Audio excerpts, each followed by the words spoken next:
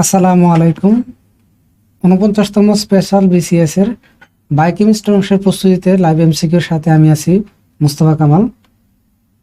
তো আজকে আমরা ধারাবাহিক যে কয়েকটা ক্লাস নিয়েছিলাম সিলেবাস ধরে আমরা পরবর্তী অংশ আলোচনা করব, সেটা হচ্ছে মেটাবলিজম।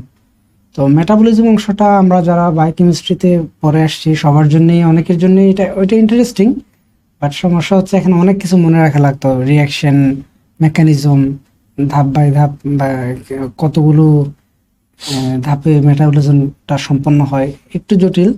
তো বিসিএস এর জন্য আমি মনে করি কি এই অংশটা ততটা জটিল মনে হবে না। কারণটা হচ্ছে আপনাকে এখানে কখনোই বলবে না যে আপনি এটার বায়োসিনথেটিক পুরো প্রসেসটা দেখেন। যেটা করতে হবে যে প্রত্যেক মেটাবলিক প্রসেসে কিভাবে হয়, এটার আলটিমেট আউটকামটা কি, এবং হচ্ছে এটার কোর কনসেপ্টটা কি, এই জিনিসগুলো হচ্ছে জানা থাকতে হবে। এগুলো যদি জানা থাকে তাহলে হচ্ছে মেটাবলিজমের অংশ থেকে আমরা আশা রাখি যে আপনারা আনসার করতে পারবেন ইনশাআল্লাহ। আচ্ছা, আজকে ক্লাসে মূলত হচ্ছে আমি কয়েকটা টপিক আলোচনা করব, যেমন হচ্ছে এনজাইম নিয়ে আলোচনা করব, কার্বোহাইড্রেট মেটাবলিজম নিয়ে আলোচনা করব, প্রোটিন মেটাবলিজম নিয়ে আলোচনা করব। তো এটা অবশ্যই একটা চ্যালেঞ্জিং বিষয়। সাধারণত এই যে এনজাইম, এটা অনেক ক্ষেত্রে 4 ক্রেডিটের ক্লাস তো কোর্স থাকে, হ্যাঁ, বা কার্বোহাইড্রেট মেটাবলিজম এটাও 4 ক্রেডিট কোর্স থাকে, প্রোটিন মেটাবলিজম এটাও 4 ক্রেডিট কোর্স থাকে। তো বলা যায় যে 12 ক্রেডিট কোর্সের সামারি হচ্ছে আজকে আলোচনা করব। তো ধৈর্য ধরে সাথে থাকবেন ইনশাআল্লাহ। তো আমরা এনজাইম যদি সহজে বলি যে বায়োকেমিক্যাল ক্যাটালিস্ট, মানে ওই সকল পদার্থ যারা হচ্ছে বায়োকেমিক্যাল রিয়াকশনগুলোকে ক্যাটালাইসিস করে থাকে। তো এনজাইমের কাজটা কি? এনজাইমের মূলত কাজ হচ্ছে বায়োকেমিক্যাল রিয়াকশনগুলো একটু স্মুথ করা, একটু ইজি করা, হ্যাঁ। যে রিয়াকশনটা হতে একটু টাইম বেশি লাগতো ক্যাটালাইসিসের কারণে, সে খুব অল্প সময়ে রিয়াকশনটা হয়ে যাবে। তো এনজাইমের কিছু বেসিক ক্যারেক্টারিস্টিক আছে, হ্যাঁ, যেগুলো থাকলে আমরা এনজাইম বলবো। এনজাইম মূলত প্রোটিন, তবে কিছু কিছু এনজাইম আছে যেমন রাইবোজাইম, এগুলো হচ্ছে আরএনএ বাট এনজাইম হিসেবে কাজ করতে পারে।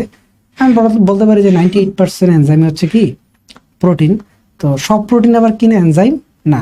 আমরা এবার বলতে পারি যে সকল এনজাইমই, মোটামুটি অলমোস্ট সকল এনজাইমই অ্যাকসেপ্ট রাইবোজাইম প্রোটিন, কিন্তু সকল প্রোটিন কিনা এনজাইম না। তাহলে প্রোটিনের মাঝে কি কি গুণাবলী থাকলে আমরা তাদেরকে এনজাইম বলতে পারবো? আমি যদি একটু সিরিয়ালে যাই, 1 নম্বর হচ্ছে তাদের ক্যাটালাইটিক এফিসিয়েন্সি থাকবে, তারা বায়োকেমিক্যাল রিয়াকশনগুলি খুব সহজে করতে পারে, হ্যাঁ। তারপর হচ্ছে তাদের স্পেসিফিসিটি থাকবে, এক একটা বায়োকেমিক্যাল রিয়াকশনের জন্য এক এক ধরনের এনজাইম কাজ করে থাকে। আবার একই এনজাইম অনেকগুলো রিয়াকশন করবে না, অনেকগুলো রিয়াকশনের জন্য আবার একটা এনজাইমও থাকবে না, তারা খুবই স্পেসিফিক হয়ে থাকে। আমরা এগুলো ভাষা সামনে দেখবো ইনশাল্লাহ। তারপর হচ্ছে আমাদের যে বডির যে ফিজিওলজিক্যাল কন্ডিশন আছে, এনজাইমগুলো হচ্ছে ঠিক ওই ফিজিওলজিক্যাল কন্ডিশনে কাজ করতে পারে। আমরা যদি ফিজিওলজিক্যাল কন্ডিশনগুলোকে চেঞ্জ করে দিই তখন দেখা যাচ্ছে এনজাইম আর কাজ করতে পারবে না। দেন এনজাইমের স্যাচুরেশন কাইনেটিক্স আছে, অন্যান্য যেই এনজাইমের ক্যাটালিটিক এজেন্ট আছে তাদের মতো এনজাইমের কি আছে, স্যাচুরেশন কাইনেটিক্স আছে। দেন এনজাইমের যেটা ইম্পর্টেন্ট আমি বলবো যে তাদেরকে রেগুলেট করা যায়। এটা একটা অ্যামেজিং একটা বিষয়, কারণ আমরা অন্যান্য যেমন রিয়াকশনের ক্ষেত্রে কি করি, ক্যাটালিস্ট ইউজ করি। আসলে ক্যাটালিস্টগুলোকে ওইভাবে কিন্তু মাইক্রো লেভেলে কন্ট্রোল করা অসম্ভব। আপনি একটা বিক্রিয়া হচ্ছে নিকেল দিলেন বা প্লাটিনাম দিলেন, সে হচ্ছে ধুমধাম মানে হচ্ছে ক্যাটালাইসিস করতেই থাকবে। কিন্তু এনজাইমের মজার বিষয়টা হচ্ছে এখানে সূক্ষ্মাতে সূক্ষ্ম কী করা সম্ভব, তাদেরকে রেগুলেশন সম্ভব, যেটা এনজাইম বাদ দিয়ে অন্য কোনো ক্যাটালাইটিক এজেন্টের ক্ষেত্রে এটা অসম্ভব। তো এই ক্যারেক্টারিস্টিকগুলো যদি থাকে প্রোটিনের মাঝে, তখন আমরা তাদেরকে কি বলতে পারবো, এনজাইম বলতে পারবো। আচ্ছা, আমি এনজাইমের মানে প্রধানত 6টা ক্লাস আছে, হ্যাঁ। তো এই 6টা ক্লাসে আমি হচ্ছে সত্যনারায়ণ বই থেকে আমি ইনফরমেশনগুলো বেশিরভাগ নিয়েছি, প্লাস পাশাপাশি হচ্ছে লেনিঞ্জারের বই আছে। সত্যনারায়ণ আর লেনিঞ্জার এই 2টা বইয়ের থেকেই মোটামুটি অধিকাংশ তথ্য আমি নিয়েছি। তো তথ্য মোটামুটি বায়োকেমিস্ট্রির সব বই পাওয়া যায়, কিন্তু এগুলোকে মার্চ করে একত্রে আনতে আমাকে বেশ যথেষ্ট চ্যালেঞ্জ নিতে হয়েছে। তো আমি চেষ্টা করেছি বাকিটা আপনাদের সহায়তার জন্য যতটুকু করতে পেরেছি আর কি।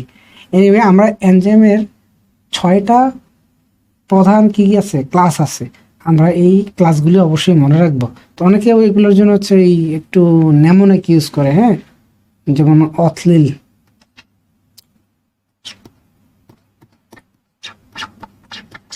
হুম, এই অথলিলের প্রথমটা হচ্ছে কি অক্সিডোরিডাক্টেস, মানে হচ্ছে যেই এনজাইমগুলো কি করে সহজ কথা জারণ বিজারণ বিক্রিয়া সম্পন্ন করে তাদেরকে আমরা কি বলি অক্সিডো রিডাক্টেস বলি। দেন 2 নম্বর এনজাইম গ্রুপ হচ্ছে ট্রান্সফারেস, নাম দেখেই বুঝতে পারছেন, যারা হচ্ছে কেমিক্যাল গ্রুপ এক মলিকুল থেকে অন্যান্য মলিকুলে কি করে ট্রান্সফার করে। আচ্ছা, তো আমি একটু উদাহরণগুলো দিয়ে যাই যে অক্সিডো রিডাক্টেসের উদাহরণ যদি বলি, যেমন হচ্ছে ডি অ্যামিনো অ্যাসিড অক্সিডেজ, এল অ্যামিনো অ্যাসিড অক্সিডেজ, হ্যাঁ, বা সাইটোক্রোম অক্সিডেজ, সাইটোক্রোম P450 কথা তো আমরা মোটামুটি সবাই জানি। হ্যাঁ, আর ট্রান্সফারেজ হচ্ছে কেমিক্যাল গ্রুপগুলি একজন থেকে আরেকজনে কি করে ট্রান্সফার করে থাকে, যেমন হচ্ছে ফসফোরাইলেস, ট্রানজামিনেস, হ্যাঁ, হেক্সোকাইনেস, এগুলো হচ্ছে সবগুলো হচ্ছে ট্রান্সফারেজ। আচ্ছা, আমরা 3 নম্বর ক্যাটাগরি দেখবো হচ্ছে হাইড্রোলাইসিস। সহজ কথায় যে এনজাইমগুলি পানি যুক্ত করে কোনো কেমিক্যাল কম্পাউন্ডকে বায়োকেমিক্যাল কম্পাউন্ডকে ভাঙতে পারে তারাই হচ্ছে কি হাইড্রোলাইসিস, যেমন হচ্ছে পেপসিন, ইউরিয়াস, ফসফাটেস, এগুলো সবই হচ্ছে হাইড্রোলাইসিস। 4 নাম্বার হচ্ছে লাইএস, এরাও ভাঙে, শর্ত হচ্ছে এরা পানি দিয়ে ভাঙা। হাইড্রোলাইসিস কি করে, সে হাইড্রোলাইসিস টাইপের রিয়াকশন ক্যাটালাইসিস করে, কিন্তু লাইএস কি করে যে কোনো মানে ধরনের রিয়াকশন সে কি করতে পারে, একটা মাদার কম্পোনেন্টকে ভেঙে সে ছোট ছোট মলিকুল তৈরি করতে পারে, তাদেরকে আমরা বলি কি লাইএস। যেমন হচ্ছে আমরা বলতে পারি ফিউমারেস, হ্যাঁ, তারপর হচ্ছে 1-ফসফেট লাইএস, তারপর হচ্ছে আপনি বলতে পারেন হিস্টিডেস, মানে কম্পাউন্ডগুলোকে সে ভেঙে ফেলবে আর কি। 5 নাম্বার আমরা বলতে পারি আইসোমারেস। আমরা জানি যে বায়োকেমিক্যাল কম্পাউন্ডগুলোর আইসোমার আছে, যেমন গ্লুকোজের ক্ষেত্রে যদি বলি আলফা গ্লুকোজ, বিটা গ্লুকোজ, হ্যাঁ, ডি অ্যামিনো অ্যাসিড, এল অ্যামিনো অ্যাসিড, তো এগুলি আইসোমারেস। আবার আবার বলতে পারি গ্লুকোজ 6-ফসফেট, গ্লুকোজ 1-ফসফেট, এই যে তারা কি আইসোমার না? অবশ্যই আইসোমার। তারা এই আইসোমার কি করে একটা একটা যে কনভার্সনের ক্ষেত্রে যে এনজাইমগুলি কাজ করে তাদেরকে আমরা বলি আইসোমারেস। আর সবার শেষের ক্যাটাগরি হচ্ছে কি লাইগেস। লাইগেস মানে শব্দ থেকে আমরা বুঝতে পারি যে জোড়া দেয়, তারা হচ্ছে ছোট ছোট মলিকুলগুলোকে একসাথে জোড়া দিয়ে কি করতে পারে, বড় মলিকুল করতে পারে। যেমন হচ্ছে আমরা যদি বলি সাকসিনের থায়াকাইনেস, বা হচ্ছে এসিটাইল কোয়া কার্বক্সিলেস, মানে এসিটাইল কোয়ার সাথে আরো নতুন করে কার্বন যোগ করে, এগুলো হচ্ছে লাইগেস টাইপের এনজাইম। হ্যাঁ, আমি হচ্ছে এই ফিগারটা খুবই ভালো, কারণ এখানে প্রত্যেকটা এক্সাম্পল এবং হচ্ছে স্কিমেটিক রিয়াকশন কিভাবে হয় সেটা এখানে দেওয়া আছে। তো আশা করি আর লেকচার বোঝার পাশাপাশি নিজেরও একটু একটু এগুলো আবার রিভাইজ দিবেন। আচ্ছা, তো আমরা বায়োলজিক্যাল এনজাইম তো একটু আগে আলোচনা করেছি, তারা সবাই প্রোটিন। একটা অংশ কিন্তু আমি ওখানে ইচ্ছাকৃতভাবে বাদ দিয়েছি আলোচনায়, সেটা হচ্ছে একটা এনজাইমে শুধু প্রোটিন অংশই থাকে না, সেখানে নন প্রোটিন অংশ থাকে। তার মানে আমরা যদি একটু ক্যাটাগরি ভাগ করি, একটা এনজাইমে কি থাকে, একটা প্রোটিন পার্ট থাকে, প্রোটিন পার্ট থাকে, এবং এই প্রোটিন পার্টের সাথে কি থাকে, নন প্রোটিন পার্ট থাকে। এই নন প্রোটিন পার্টটা আবার 2টা ভাগে ভাগ করা যায়। হ্যাঁ, এটা একটা হইতে পারে কোফ্যাক্টরস, আর একটা হইতে পারে কি কোএনজাইম। আচ্ছা, প্রোটিন পার্টটা তো সিম্পল, যেখানে হচ্ছে তার ওই এনজাইমের যে জিন আছে সেখানে জিনের সিগন্যাল অনুযায়ী অ্যামাইনো অ্যাসিড সিকোয়েন্স থাকবে। আর এই এনজাইমের প্রোটিন অংশটা কি থাকে, সে কখনো কখনো দেখা যায় যে বিভিন্ন ধরনের এলিমেন্টারি আয়নের সাথে সে যুক্ত থাকে, তখন ওই আয়নগুলোকে আমরা কি বলি, কোফ্যাক্টরস নামে আমরা তাদেরকে পরিচয় করিয়ে দিই। আর যদি এনজাইমের নন প্রোটিন অংশ হিসেবে আয়নের পরিবর্তে কি থাকে, বিভিন্ন ধরনের অর্গানিক গ্রুপ মলিকিউল যুক্ত থাকে, তখন আমরা তাদেরকে বলি কোএনজাইম। যেমন এখানে হচ্ছে কয়েকটা কমন এনজাইমের কি কোফ্যাক্টরগুলো একটা লিস্ট দেওয়া হয়েছে। চেষ্টা করুন কমন এনজাইমগুলো হচ্ছে তাদের কোফ্যাক্টরগুলো কি একটু মনে রাখতে। হ্যাঁ, যেমন হেক্সোকাইনেস, গ্লুকোজ 6-ফসফেটেস, পাইরুভেট কাইনেস, তাদের সবার জন্য হচ্ছে কি দরকার, ম্যাগনেসিয়াম দরকার। আমি আরেকটু যদি বলি ডিএনএ পলিমারেজ, ডিএনএ পলিমারের জন্য কি দরকার, ম্যাগনেসিয়াম দরকার। ম্যাগনেসিয়াম ছাড়া কখনো কি হবে না, ডিএনএ পলিমারেজ কাজ করতে পারবে না। তো এই কমন এনজাইমগুলি কি করতে হবে, আপনাদের কোফ্যাক্টরগুলো মনে রাখবেন। দেন কোএনজাইম যদি বলি, আমি কোএনজাইমটা একটু সামারি করি। অধিকাংশ ক্ষেত্রেই দেখা যায় যে যে আমাদের যে ভিটামিনগুলি আছে, এই ভিটামিনগুলি হচ্ছে কি করে, তাদের হয় তারা সরাসরি অথবা তারা কোনো একটু মডিফাই হয়ে বিভিন্ন এনজাইমের কোএনজাইম হিসেবে কাজ করে। মানে হচ্ছে তারা এনজাইমটাকে তার ক্যাটালাইটিক অ্যাক্টিভিটি পারফর্ম করতে হেল্প করে। যেমন হচ্ছে আমি কয়েকটা কোএনজাইমের জন্য নাম বলি। কোএনজাইম এ সে কি করে, সে অ্যাসাইল গ্রুপ ট্রান্সফার করতে সহায়তা করে, যেটা আমরা ভিটামিন বি5 থেকে পাই বা প্যান্টোথেনিক অ্যাসিড থেকে পাই। হ্যাঁ, তারপর হচ্ছে আমরা পিরিডক্সাল ফসফেট যদি বলি, হ্যাঁ, সেটা হচ্ছে কি করে, ওই ট্রানজামিনেস রিঅ্যাকশনের ক্ষেত্রে কাজে লাগে, যেটা আমরা কোত্থেকে পাই, ভিটামিন বি6 বা পাইরিডক্সিন থেকে পাই। হ্যাঁ, এই পাইরিডক্সিন থেকে কিন্তু পিএলপি তৈরি হয়, পিরিডক্সাল ফসফেট তৈরি হয়। আর এই পিরিডক্সাল ফসফেট কি করে, ট্রানজামিনেশন রিঅ্যাকশনগুলি ক্যারি আউট করতে পারে। তো আমি কয়েকটা আলোচনা করলাম, আপনারা কমন কিছু কি রাখবেন, এই কোএনজাইমগুলি এবং তাদের ফাংশনটা কিভাবে করে সেটা অবশ্যই মনে রাখার চেষ্টা করবেন। আচ্ছা, এনজাইমের কি আছে, অ্যাক্টিভ সাইট আছে। অ্যাক্টিভ সাইট জিনিসটা কি, একটা এনজাইমের পুরো অংশটা কাজ করে না, এনজাইমের যে অংশে সাবস্ট্রেট এসে কি করে বাইন্ড করে এবং ক্যাটালাইসিসটা সম্পন্ন হয়, এনজাইমের ওইটা বলতে পারে কি, অ্যাক্টিভ সাইট। আমি যদি বলি যে এই আমি একটা রুমে বসে আছি, অবশ্যই এই রুমে সবটা জায়গায় তো আর বসে নাই, ক্যামেরার সামনে নির্দিষ্ট একটা চেয়ারে আমি বসে আছি, তাহলে বলতে পারি এই রেকর্ডিং স্টুডিওর অ্যাক্টিভ সাইট হচ্ছে এই চেয়ারটা। একইভাবে একটা এনজাইমের যে অংশটা কি করে, ক্যাটালাইসিসের কাজটা করে থাকে, মানে সাবস্ট্রেট বাইন্ডিং কাজ করে থাকে, ওইটাকে আমরা বলতে পারি অ্যাক্টিভ সাইট। তো অ্যাক্টিভ সাইটের জন্য আমরা বিভিন্ন ধরনের মডেল ইউজ করি, লক এন্ড কি মেথড, ইনডিউস ফিড মেথড, আমরা চেষ্টা করি এগুলো আস্তে আস্তে বলার। তো এনজাইমের কি থাকবে, অ্যাক্টিভ সাইটটা যে সাবস্ট্রেট এসে বাইন্ড করবে, এটা খুবই স্পেসিফিক হয়। আমরা স্পেসিফিসিটি নিয়েও সামনের স্লাইডগুলোতে আলোচনা করবো ইনশাআল্লাহ। তো অ্যাক্টিভ সাইট নিয়ে আমি কয়েকটা তথ্য এখানে দিয়েছি। তো আমি সময়ের স্বল্পতার কারণে অনেকগুলো তথ্যই, যেগুলো মোস্ট ইম্পর্টেন্ট, আমি ক্লাসে এগুলো আলোচনা করব, কিন্তু আপনাদের সুবিধার জন্য আমি টেক্সট বই থেকে ওইগুলো হচ্ছে, যেহেতু আমি জানতে পেরেছি যে এই স্লাইডগুলো আপনারা পড়াশোনার জন্য, হ্যাঁ, সহায়ক ম্যাটেরিয়াল হিসেবে ব্যবহার করে থাকেন, আমি অনেক তথ্যই এখানে কি আপনাদের সহযোগিতার জন্য দিয়েছি, কিন্তু হয়তো সবগুলো তথ্য আমি ক্লাসে লাইন বাই লাইন হয়তো বলবো না। তো অ্যাক্টিভ সাইটের জন্য আমরা যদি বলি, একটু যদি কেমিক্যাল আর একটু ডিটেলস বলি, সেটা হচ্ছে অ্যাক্টিভ সাইটে কিছু স্পেসিফিক অ্যামাইনো অ্যাসিড থাকে, যেমন হচ্ছে সেরিন বা হচ্ছে থ্রেওনিন, বা ফিনাইল টাইরোসিন, এই টাইপের যে অ্যামাইনো অ্যাসিডগুলো থাকে, ওইগুলি কি করে ক্যাটালাইসিস বা হচ্ছে অক্সিডেশন রিডাকশন, এই ধরনের রিয়াকশনের ক্ষেত্রে খুব অ্যাক্টিভ রোল প্লে করে। তো অ্যাক্টিভ সাইটের মধ্যে কি থাকে, এই স্পেশাল টাইপের অ্যামাইনো অ্যাসিডগুলি থাকে। প্লাস হচ্ছে অ্যাক্টিভ সাইডে হচ্ছে সে খুব স্পেসিফিক হয়, সাবস্ট্রেটের সাথে, নির্দিষ্ট সাবস্ট্রেটের সাথে বাইন্ড করে, এবং অ্যাক্টিভ সাইটটা ফ্লেক্সিবল হয়, মানে হচ্ছে সাবস্ট্রেট আসলে সে হচ্ছে সাবস্ট্রেটকে আস্তে আস্তে আস্তে এনগালফ করে ফেলে। হ্যাঁ, তো অ্যাক্টিভ সাইডের মধ্যে একটা সাইড থাকে আর একটা সাইড থাকে, মানে হচ্ছে সেন্টারের ভিতরে সেন্টার আর কি, যেখানে ক্যাটালাইসিসটা হয়, তা আমরা ওইটাকে বলি ক্যাটালাইটিক সাইট আর কি। হ্যাঁ, তো প্রথমে আসে সাবস্ট্রেট বাইন্ড করে, যেটাকে আমরা সাবস্ট্রেট বাইন্ডিং সাইট বলি, তার পাশেই থাকে হচ্ছে ক্যাটালাইটিক সাইট, আর দুইটাকে আমরা একসাথে বলতে পারি কি, অ্যাক্টিভ সাইট। তো অ্যাক্টিভ সাইটের ক্ষেত্রে আমরা কি দেখব, অবশ্যই এনজাইম কাইনেটিক্স দেখব, যে সাবস্ট্রেটটা যখন সে আসবে, সাধারণত এনজাইমের নন কোভালেন্ট বন্ডের মাধ্যমে সাবস্ট্রেটটা যুক্ত হয়। মানে কি, এখানে সাবস্ট্রেট সরাসরি এনজাইমের সাথে কোনো কেমিক্যাল বন্ড যুক্ত হয় না, মানে এনজাইমটা এমনভাবেই গঠিত, তার 3D স্ট্রাকচারটি এমন যে সে তার ওই স্ট্রাকচারে কি করবে, সাবস্ট্রেটকে সে অ্যাকুমুলেট করতে পারবে।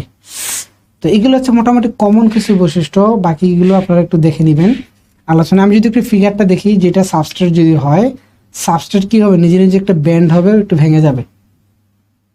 আমি যদি একটু যে লাইয়েস এনজাইমটার কথা বলি আর কি, এটা নর্মালি এই রিয়াকশনটা হতে গেলে তাকে মোটামুটি একটা হিউজ অ্যাক্টিভেশন এনার্জি লেয়ার কি করতে হয়, ক্রস করতে হয়।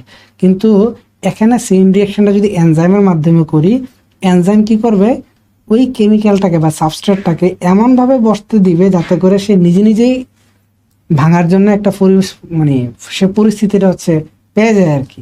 আমরা পরবর্তী ফিগারটা দেখলে একটু বুঝবো যে সাবস্ট্রেট এসে এনজাইমে বাইন্ড করলে এনজাইম এবং সাবস্ট্রেটের মাঝে যে নন কোভালেন্ট যে বন্ডিং, এই বন্ডিং এর কারণে সাবস্ট্রেটটিকেও যে একটা ব্যান্ড হয়ে যায়, এবং আলটিমেটলি তারা প্রোডাক্টিভ কনভার্সন হয়। তাহলে এক্ষেত্রে কিন্তু কি এনার্জির যে লেয়ারটা আগে যদি ছিল এরকম যে হচ্ছে যে সে সাবস্ট্রেট থেকে সে প্রোডাক্টে পরিণত হয়েছে এবং তার মোটামুটি একটা হিউজ একটা কি ছিল অ্যাক্টিভেশন এনার্জি বা ব্যারিয়ার ছিল। বর্তমানে কিন্তু কি হয়ে যাবে, এনজাইম থাকার কারণে সে কি হবে, অল্প এনার্জি ব্যারিয়ার ক্রস করে সে কি হয়ে যাবে, প্রোডাক্টটা কনভার্ট হয়ে যাবে। দ্যাট মিনস এনজাইম কি করে, একটা রিয়াকশনকে খুব দ্রুত ইকুইলিব্রিয়ামে পৌঁছাতে হেল্প করে। বাট এনজাইম অন্যান্য কি ক্যাটালাইটিক এজেন্টের মতো সে কখনোই একটা রিয়াকশন স্টার্টও করতে পারে না, আবার কি করতে পারে না, এন্ডও করতে পারে না। তার কাজ হচ্ছে শুধু ক্যাটালাইসিস করা। ইভেন যদি এটা বাই ডিরেকশনাল রিয়াকশন হয়, এনজাইম দুই দিকেই সমানভাবে কাজ করে। আচ্ছা, এবার আসেন এনজাইমের অ্যাক্টিভিটি ইউনিটস। আমরা বর্তমানে এনজাইমের অ্যাক্টিভিটি মাপি হচ্ছে আইইউ দ্বারা। IU international unit. এই জিনিসটা কি, 1 আইইউ হচ্ছে এমন অ্যামাউন্ট অফ এনজাইম যেটা হচ্ছে প্রতি মিনিটে 1 মাইক্রোমোল কি করে সাবস্ট্রেটকে প্রোডাক্টে কনভার্ট করতে পারে। মানে হচ্ছে আমি যদি একটু লিখি, 1 মাইক্রোমোল সাবস্ট্রেট ইন্টু প্রোডাক্ট কি পার মিনিট। এটা হচ্ছে আমাদের 1 আইইউ। দেখবেন যে বিভিন্ন ধরনের যে ভিটামিনগুলি আছে, দেখবেন যে এগুলো অ্যামাউন্ট অনেক সময় আইইউতে লেখা থাকে, মানে হচ্ছে অ্যাক্টিভিটি ইউনিটে থাকে। এনজাইমকে এনজাইমের ভর দিয়ে বা কনসেন্ট্রেশন দিয়ে এক্সপ্রেস করা হয় না, কারণ এনজাইমের মূল কাজ হচ্ছে ক্যাটালাইসিস করা। সো সে তার ক্যাটালাইটিক অ্যাক্টিভিটির উপর বেস করে কি আইইউ সিস্টেমে এনজাইমের অ্যাক্টিভিটি পরিমাপ করা হয়। আচ্ছা, শুধু এনজাইম থাকলেই হবে না, এনজাইম কাজ করার জন্য কিন্তু কি দরকার, অপটিমাম এনভায়রনমেন্ট দরকার। তো যেই সব ফ্যাক্টর কি করে এনজাইমের অ্যাক্টিভিটিকে প্রভাবিত করতে পারে তাদেরকে আমরা কি বলি, ফ্যাক্টরস অফ দি এনজাইম। যেমন একটু উদাহরণ যদি বলি যে টেম্পারেচার, অবশ্যই এক একটা এনজাইম একটা নির্দিষ্ট টেম্পারেচারে কাজ করে। দেন পিএইচ খুব ইম্পর্টেন্ট, কারণ দেখেন সাবস্ট্রেটের সাথে কিন্তু এনজাইমের যে বাইন্ডিং এটা কিন্তু নন কোভালেন্ট। অনেক ক্ষেত্রে হাইড্রোফিলিক বা হাইড্রোফোবিক ইন্টারাকশন বলতে পারি। সেক্ষেত্রে পিএইচ যদি চেঞ্জ হয়ে যায় তো তাহলে কি হয়ে যাবে, এনজাইমের যে অ্যামাইনো অ্যাসিডগুলো আছে তাদের কি আয়নাইজেশনটা চেঞ্জ হয়ে যাবে না। আর আয়নাইজেশন যদি চেঞ্জ হয়ে যায় সেক্ষেত্রে সাবস্ট্রেট বাইন্ডিং থেকে শুরু করে ক্যাটালাইসিস, ইভেন দেখা যাচ্ছে অ্যাক্টিভ সাইটটা হচ্ছে আপনার ডিফর্ম হয়ে যেতে পারে। হ্যাঁ, সো পিএইচ কিন্তু খুব গুরুত্বপূর্ণ। দেন এনজাইম কনসেন্ট্রেশনের একটা ফ্যাক্টর আছে, যে এনজাইম যদি বেশি থাকে কোথাও তাহলে তার ওখানে ক্যাটালাইসিসের রেটটাও বেশি হবে, ক্যাটালাইসিসটা বেশি করতে পারবে। আর যদি এনজাইম কম থাকে তাহলে ক্যাটালাইসিসটা একটু কম হবে। Then presence of cofactors and coenzymes and inhibitors. আচ্ছা, এই জিনিসটা একটু দাগ দিয়ে রাখি, ইনহিবিটরস এগুলো নিয়ে আমরা অবশ্য সামনে আলোচনা করব। যে শুধু এনজাইম থাকলেও হবে না, এনজাইমের সাথে সাথে তার যে রেসপেক্টিভ কোএনজাইম বা কোফ্যাক্টরগুলো দরকার সেগুলো কিন্তু মাস্ট থাকতে হবে। না থাকলে এনজাইম কি করতে পারবে না, সে তার অপটিমাম ফাংশনটা করতে পারবে না। তো এনজাইম কাইনেটিক্সের জন্য আমাদের সিলেবাস আছে এবং মোটামুটি অলমোস্ট সবাই পড়ে আসছি। সেটা কি, মিখালিস মেন্টেন ইকুয়েশন। এটা হচ্ছে দুজন বিজ্ঞানী মিখালিস আর একজন নারী বিজ্ঞানী মিন্টেন, দুজনে মিলে ইকুয়েশনটা ডিরাইভ করেছেন। এই কারণে তাদের সম্মানে এটা কি বলা হয়, মিখালিস মেন্টেন ইকুয়েশন বলা হয়। তো এই সমীকরণটা হচ্ছে এই যে এটা, ভি বা একটা রিয়াকশনের ভেলোসিটি হচ্ছে Vmax multiply S divided by KM plus S. এটা হচ্ছে আমাদের সেই মিখালিস মেন্টেন ইকুয়েশন। তো এখানে কখনোই বলবে না যে আপনারা মিখালিস মেন্টেন ইকুয়েশনটা ডিরাইভ করে দেখান বা প্রতিপাদন করে দেখান। পিএসসির প্রিলিমিনারিতে এই ধরনের প্রশ্ন আসার সম্ভাবনা একেবারেই নেই। যেটা হতে পারে যে হয় এখানকার যেই অপারেটরগুলো আছে, প্যারামিটারগুলো আছে, এগুলোর পরিচয় জানতে পারে, অথবা এটার এক্সপ্লানেশন মানে significance, what is the significance of this equation, এই ধরনের প্রশ্ন আসতে পারে। হ্যাঁ, তো এই আমরা যদি একটু দেখি ভিম্যাক্সেস মানে XY টাইপের ইকুয়েশন, অবশ্যই এটা প্যারাবোলিক টাইপের গ্রাফ জেনারেট করবে, লিনিয়ার গ্রাফ জেনারেট করবে না। আমাদের সিলেবাসে নেই, যার কারণে আমরা আলোচনা করতে পারতেছি না। স্পেশালি ওই যে লাইনওয়েভার বার্ক ইকুয়েশন, যেটা মিখালিস মেন্টেন ইকুয়েশনের একটু মডিফাইড ভার্সন। তো ওইখানে কিন্তু আবার গ্রাফগুলি কি হয়, লিনিয়ার গ্রাফ হয়, বাট মিখালিস মেন্টেনে কি হয়, অনেকটা প্যারাবোলিক গ্রাফ হয়। তো আমরা এই অপারেটরগুলো পরিচয়টা একটু অবশ্যই মনে রাখতে হবে। ভি হচ্ছে মেজার্ড ভেলোসিটি, মানে একটা এনজাইম কত বেগে বা কেমন রেটে রিয়াকশনটা ক্যাটালাইসিস করে। ভিম্যাক্স হচ্ছে ওই এনজাইমটা তার সবচেয়ে বেশি ক্যাটালাইসিস রেটটা কত ছিল। হ্যাঁ, মানে তার সবচেয়ে বেশি অ্যাক্টিভিটি কত হতে পারে। সাবস্ট্রেট হচ্ছে সাবস্ট্রেট কনসেন্ট্রেশন, Km হচ্ছে এই ইকুয়েশনে মিখালিস মেন্টেন কনস্ট্যান্ট। হ্যাঁ, একটা নির্দিষ্ট এনজাইমের জন্য Km এর মানটা সাধারণত নির্দিষ্ট হয় এবং নির্দিষ্ট সিচুয়েশনে ওই Km এর মানটা নির্দিষ্ট হয়। আপনি যদি ফ্যাক্টরগুলি চেঞ্জ করে দেন তাহলে দেখবেন যে Km এর মানটা এদিক সেদিক হয়ে যাবে। তো এই গ্রাফটা একটু দেখবেন, গ্রাফটা পরিচয় আসতে পারে যে following graph represent which equation. তো এই ধরনের প্রশ্ন আসতে পারে। তো আমরা Km এর কথা বলছিলাম যে Km জিনিসটা আসলে কি। এই মিখালিস মেন্টেন ইকুয়েশন আমি মনে করি যে এই পুরো ইকুয়েশনে আসার মতো, পরীক্ষা আসার মতো কয়েকটা টপিকের মধ্যে একটা হচ্ছে Km। What is the definition of Km, what is the significance of Km। Kmটা হচ্ছে এমন সাবস্ট্রেট কনসেন্ট্রেশন যেখানে হচ্ছে এনজাইমের ভেলোসিটি হচ্ছে Vmax এর অর্ধেক হয়।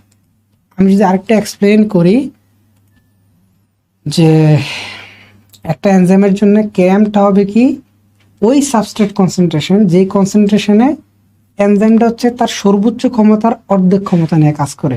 ওই যে আমরা নিউক্লিয়ার ফিজিক্সে আমরা যারা অনেকেই পড়ছি যে কি থাকে, ল্যামডা থাকে, ল্যামডা ম্যাক্স থাকে, আয়ু থাকে, অর্ধেক থাকে, অনেকটা এমন আর কি যে হাফ সাবস্ট্রেট কনসেন্ট্রেশন যেখানে এনজাইমটা কি করে তার Vmax এর অর্ধেক ভেলোসিটি নিয়ে কাজ করতে পারে।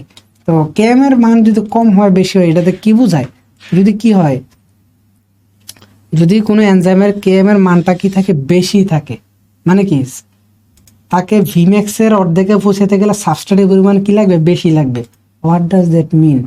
এটার মানে হচ্ছে ওই এনজাইমের সাবস্ট্রেটের প্রতি আকর্ষণটা কি দুর্বল। সাবস্ট্রেটের প্রতি আকর্ষণটা দুর্বল বলেই তো কি বেশি বেশি সাবস্ট্রেট লাগতেছে তাকে কি Vmax এর অর্ধেকে পৌঁছাতে। উল্টো দিকে আমরা বলতে পারি যদি কোনো এনজাইমের Km এর মানটা যদি কম হয় তাহলে বোঝা যাবে সে তার সাবস্ট্রেটের প্রতি খুব আকর্ষণ।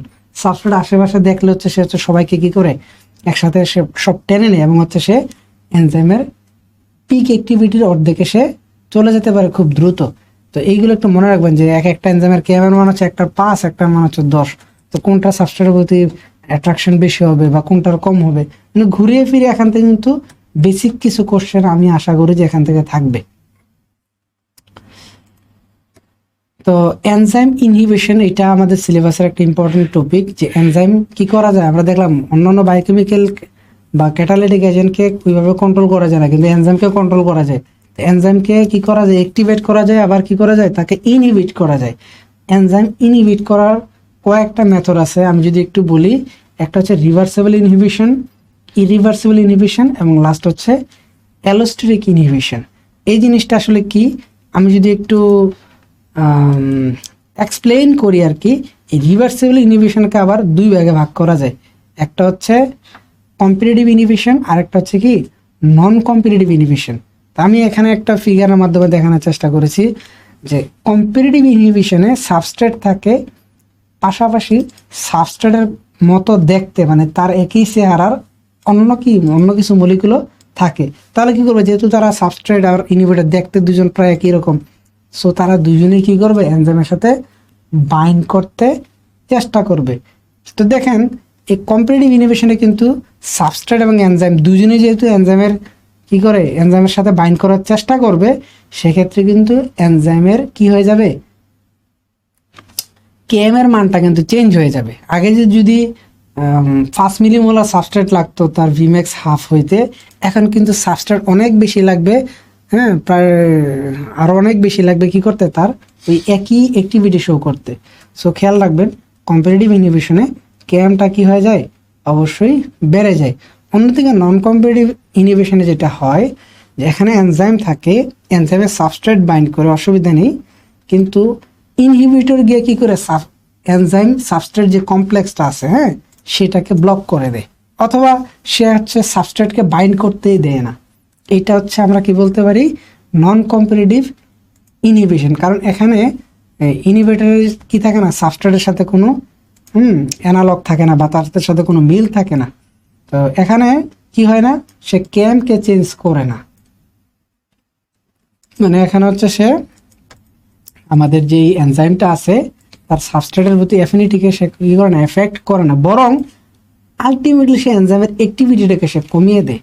That means in non competitive inhibition কি হয়ে যায়, একটা এনজাইমের ভিম্যাক্সটাই চেঞ্জ হয়ে যায়, মানে কমে যায়।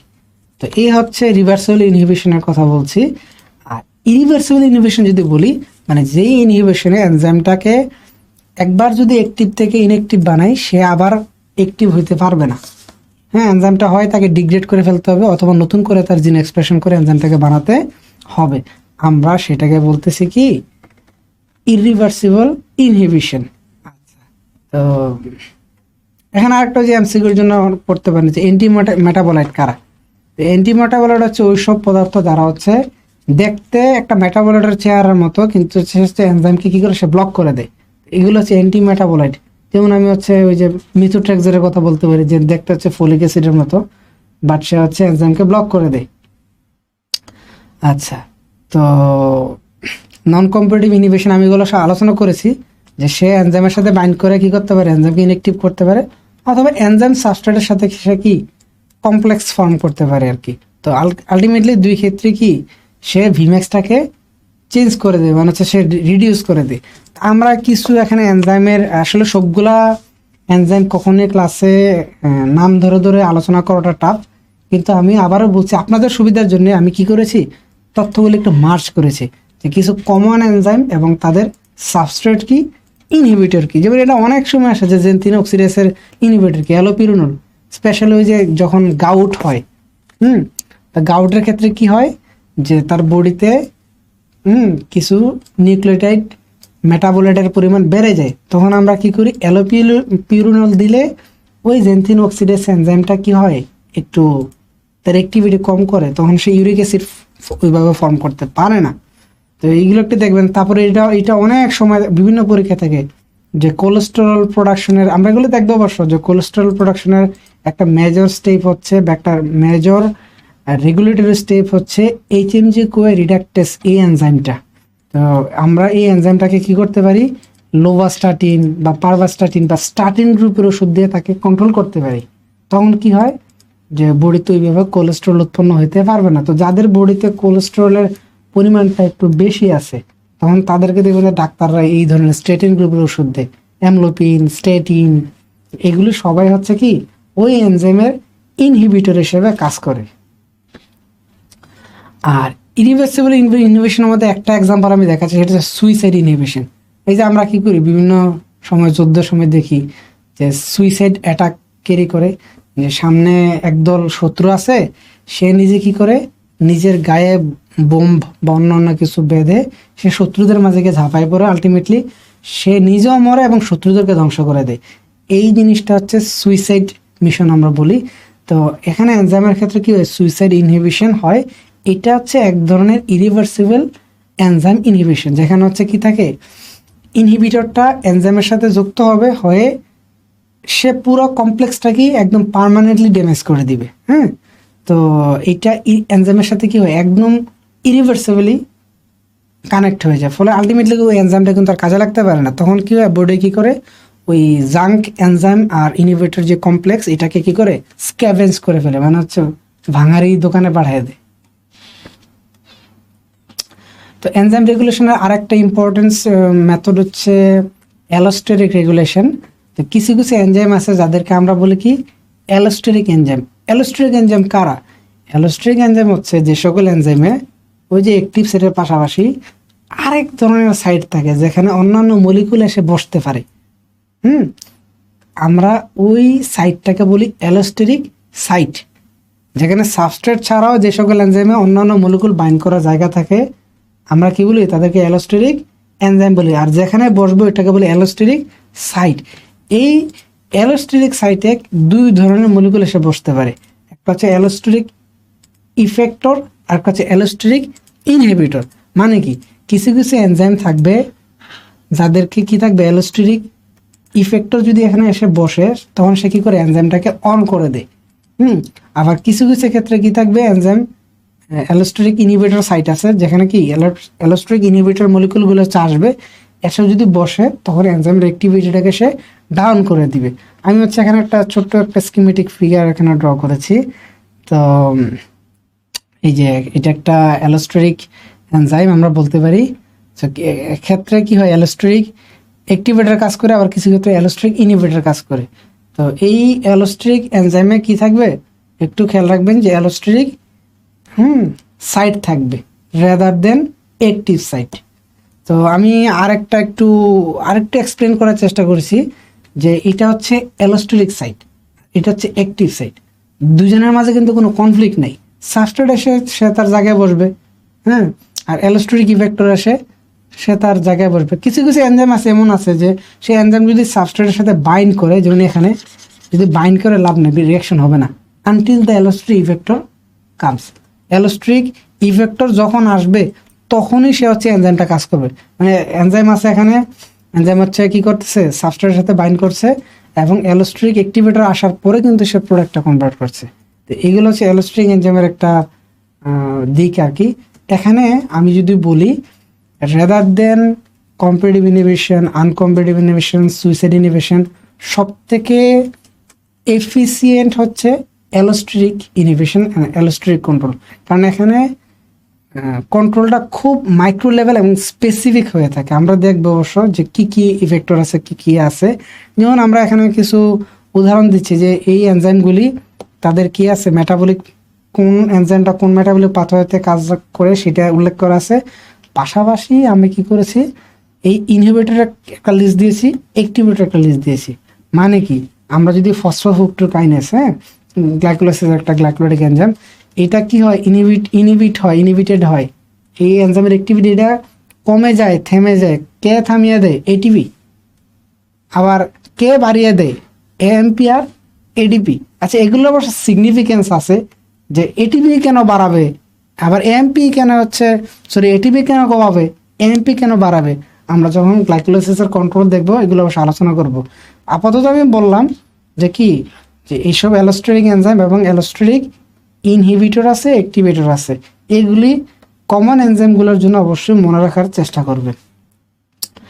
আচ্ছা, তো আমরা যদি এনজাইম সাবস্ট্রেটের বাইন্ডিংটা একটু দেখি, এখানে কয়েকটা থিওরি আছে। যেমন প্রথমটা হচ্ছে লক অ্যান্ড কি মডেল, মানে হচ্ছে একটা লকের মাঝে কিটা একদম হুবহু কি যদি এক্স্যাক্টলি ফিট হয় তখন ওদের তালাটা খুলবে, নাহলে তো খুলবে না। তো এটা একটা থিওরি বলা হয় যে এনজাইমের অ্যাক্টিভ সাইডে সাবস্ট্রেটটা কী হবে, হুবহু একই রকম হলে তখন এনজাইমটা ক্যাটালাইসিস করতে পারে। তো এইটা হচ্ছে একটা মতবাদ, যেটা আমরা কি বলি লক অ্যান্ড কি মডেল। আর আরেকটা হচ্ছে এনজাইমের অ্যাক্টিভ সেটটা ওইরকমভাবে স্পেসিফিক থাকে না, রেদার দেন সে একটা ফ্লেক্সিবল অবস্থায় থাকে, কিন্তু যখনই সাবস্ট্রেট এসে বাইন্ড করে এনজাইমটা কী করে, তাকে চারদিক থেকে এনগালফ করে নির্দিষ্ট একটা শেপে পৌঁছায়। আমরা এইটাকে বলি ইনডিউসড ফিট থিওরি, হ্যাঁ। আর 3 নাম্বারটা হচ্ছে স্ট্রেন থিওরি। এটা হচ্ছে বলতে পারি যে ইনডিউস ফিটের একটু মডিফাই ভার্সন, মানে যেখানে এনজাইমের অ্যাক্টিভ সাইডে কি হয়, সাবস্ট্রেটটা বসবে, কিন্তু বসতে গেলে সাবস্ট্রেট নিজে আবার একটু মডিফাই হয়ে যাবে, তার স্ট্রাকচারটা কিছুটা ডিফর্ম হয়ে যাবে। মানে এখানে এনজাইমও মডিফাই হবে, সাবস্ট্রেটও মডিফাই হবে, তখন তারা দুজন একসাথে কানেক্টেড হবে। আমরা এটাকে বলি সাবস্ট্রেট স্ট্রেন থিওরি। সো এই থিওরিগুলোর কনসেপ্টটা একটু মনে রাখবেন।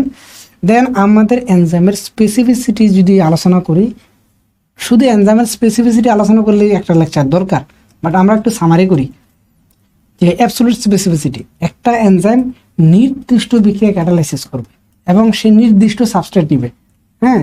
যেমন যে এনজাইম গ্লুকোজের জন্য কাজ করে সে কখনোই 6 কার্বনবিষ্ট অন্য যদি থাকে, হ্যাঁ, যেমন হচ্ছে ম্যানোজ, সে কখনোই ওইটার জন্য কাজ করবে না। এক একটা এনজাইম নির্দিষ্ট কি করে, নির্দিষ্ট মলিকুল সাবস্ট্রেটের জন্য কাজ করে থাকে। দেন হচ্ছে গ্রুপ স্পেসিফিসিটি, মানে যেই এনজাইমটা হচ্ছে নির্দিষ্ট গ্রুপের এগেনস্টে কাজ করে সে কখনো অন্য গ্রুপের এগেনস্টে কাজ করবে না। একটা সহজ উদাহরণ যদি দেই, আমরা জানি যে পেপটিডেজ আছে কি করে, যার নাকি প্রোটিনকে ভাঙে। তো পেপটিডেজ কিন্তু 2 ধরনের, একটা হচ্ছে অ্যামিনো পেপটিডেজ, একটা হচ্ছে কি কার্বক্সি পেপটিডেজ। তো অ্যামিনো পেপটিডেজ কখনোই কার্বক্সি পেপটিডেজকে সে ভাঙবে না, মানে কার্বক্সি টার্মিনাল থেকে ভাঙবে না। সে যেই গ্রুপে কাজ করে সে ওইখান থেকে সে তার ফাংশন পারফর্ম করবে। দেন হচ্ছে বন্ড স্পেসিফিসিটি, যে এনজাইমটা অ্যালকেনের জন্য কাজ করে সে কখনোই অ্যালকিনের জন্য কাজ করবে না বা অ্যালকাইনের জন্য কাজ করবে না, বা যে হচ্ছে অ্যালডিহাইড মলিকুলের জন্য ক্যাটালাইসিস করে সে আবার কি করবে না, কিটোনের জন্য কাজ করবে না, মানে খুবই সে এনজাইমগুলো হচ্ছে বন্ড টু বন্ড আইডেন্টিফাই বা স্পেসিফিক হইতে পারে। সবচেয়ে আমি নিজে যখন অনার্সে পড়েছিলাম আমি খুব অবাক হয়েছিলাম, সেটা হচ্ছে কি, সে স্টেরিওকেমিক্যাল স্পেসিফিসিটি।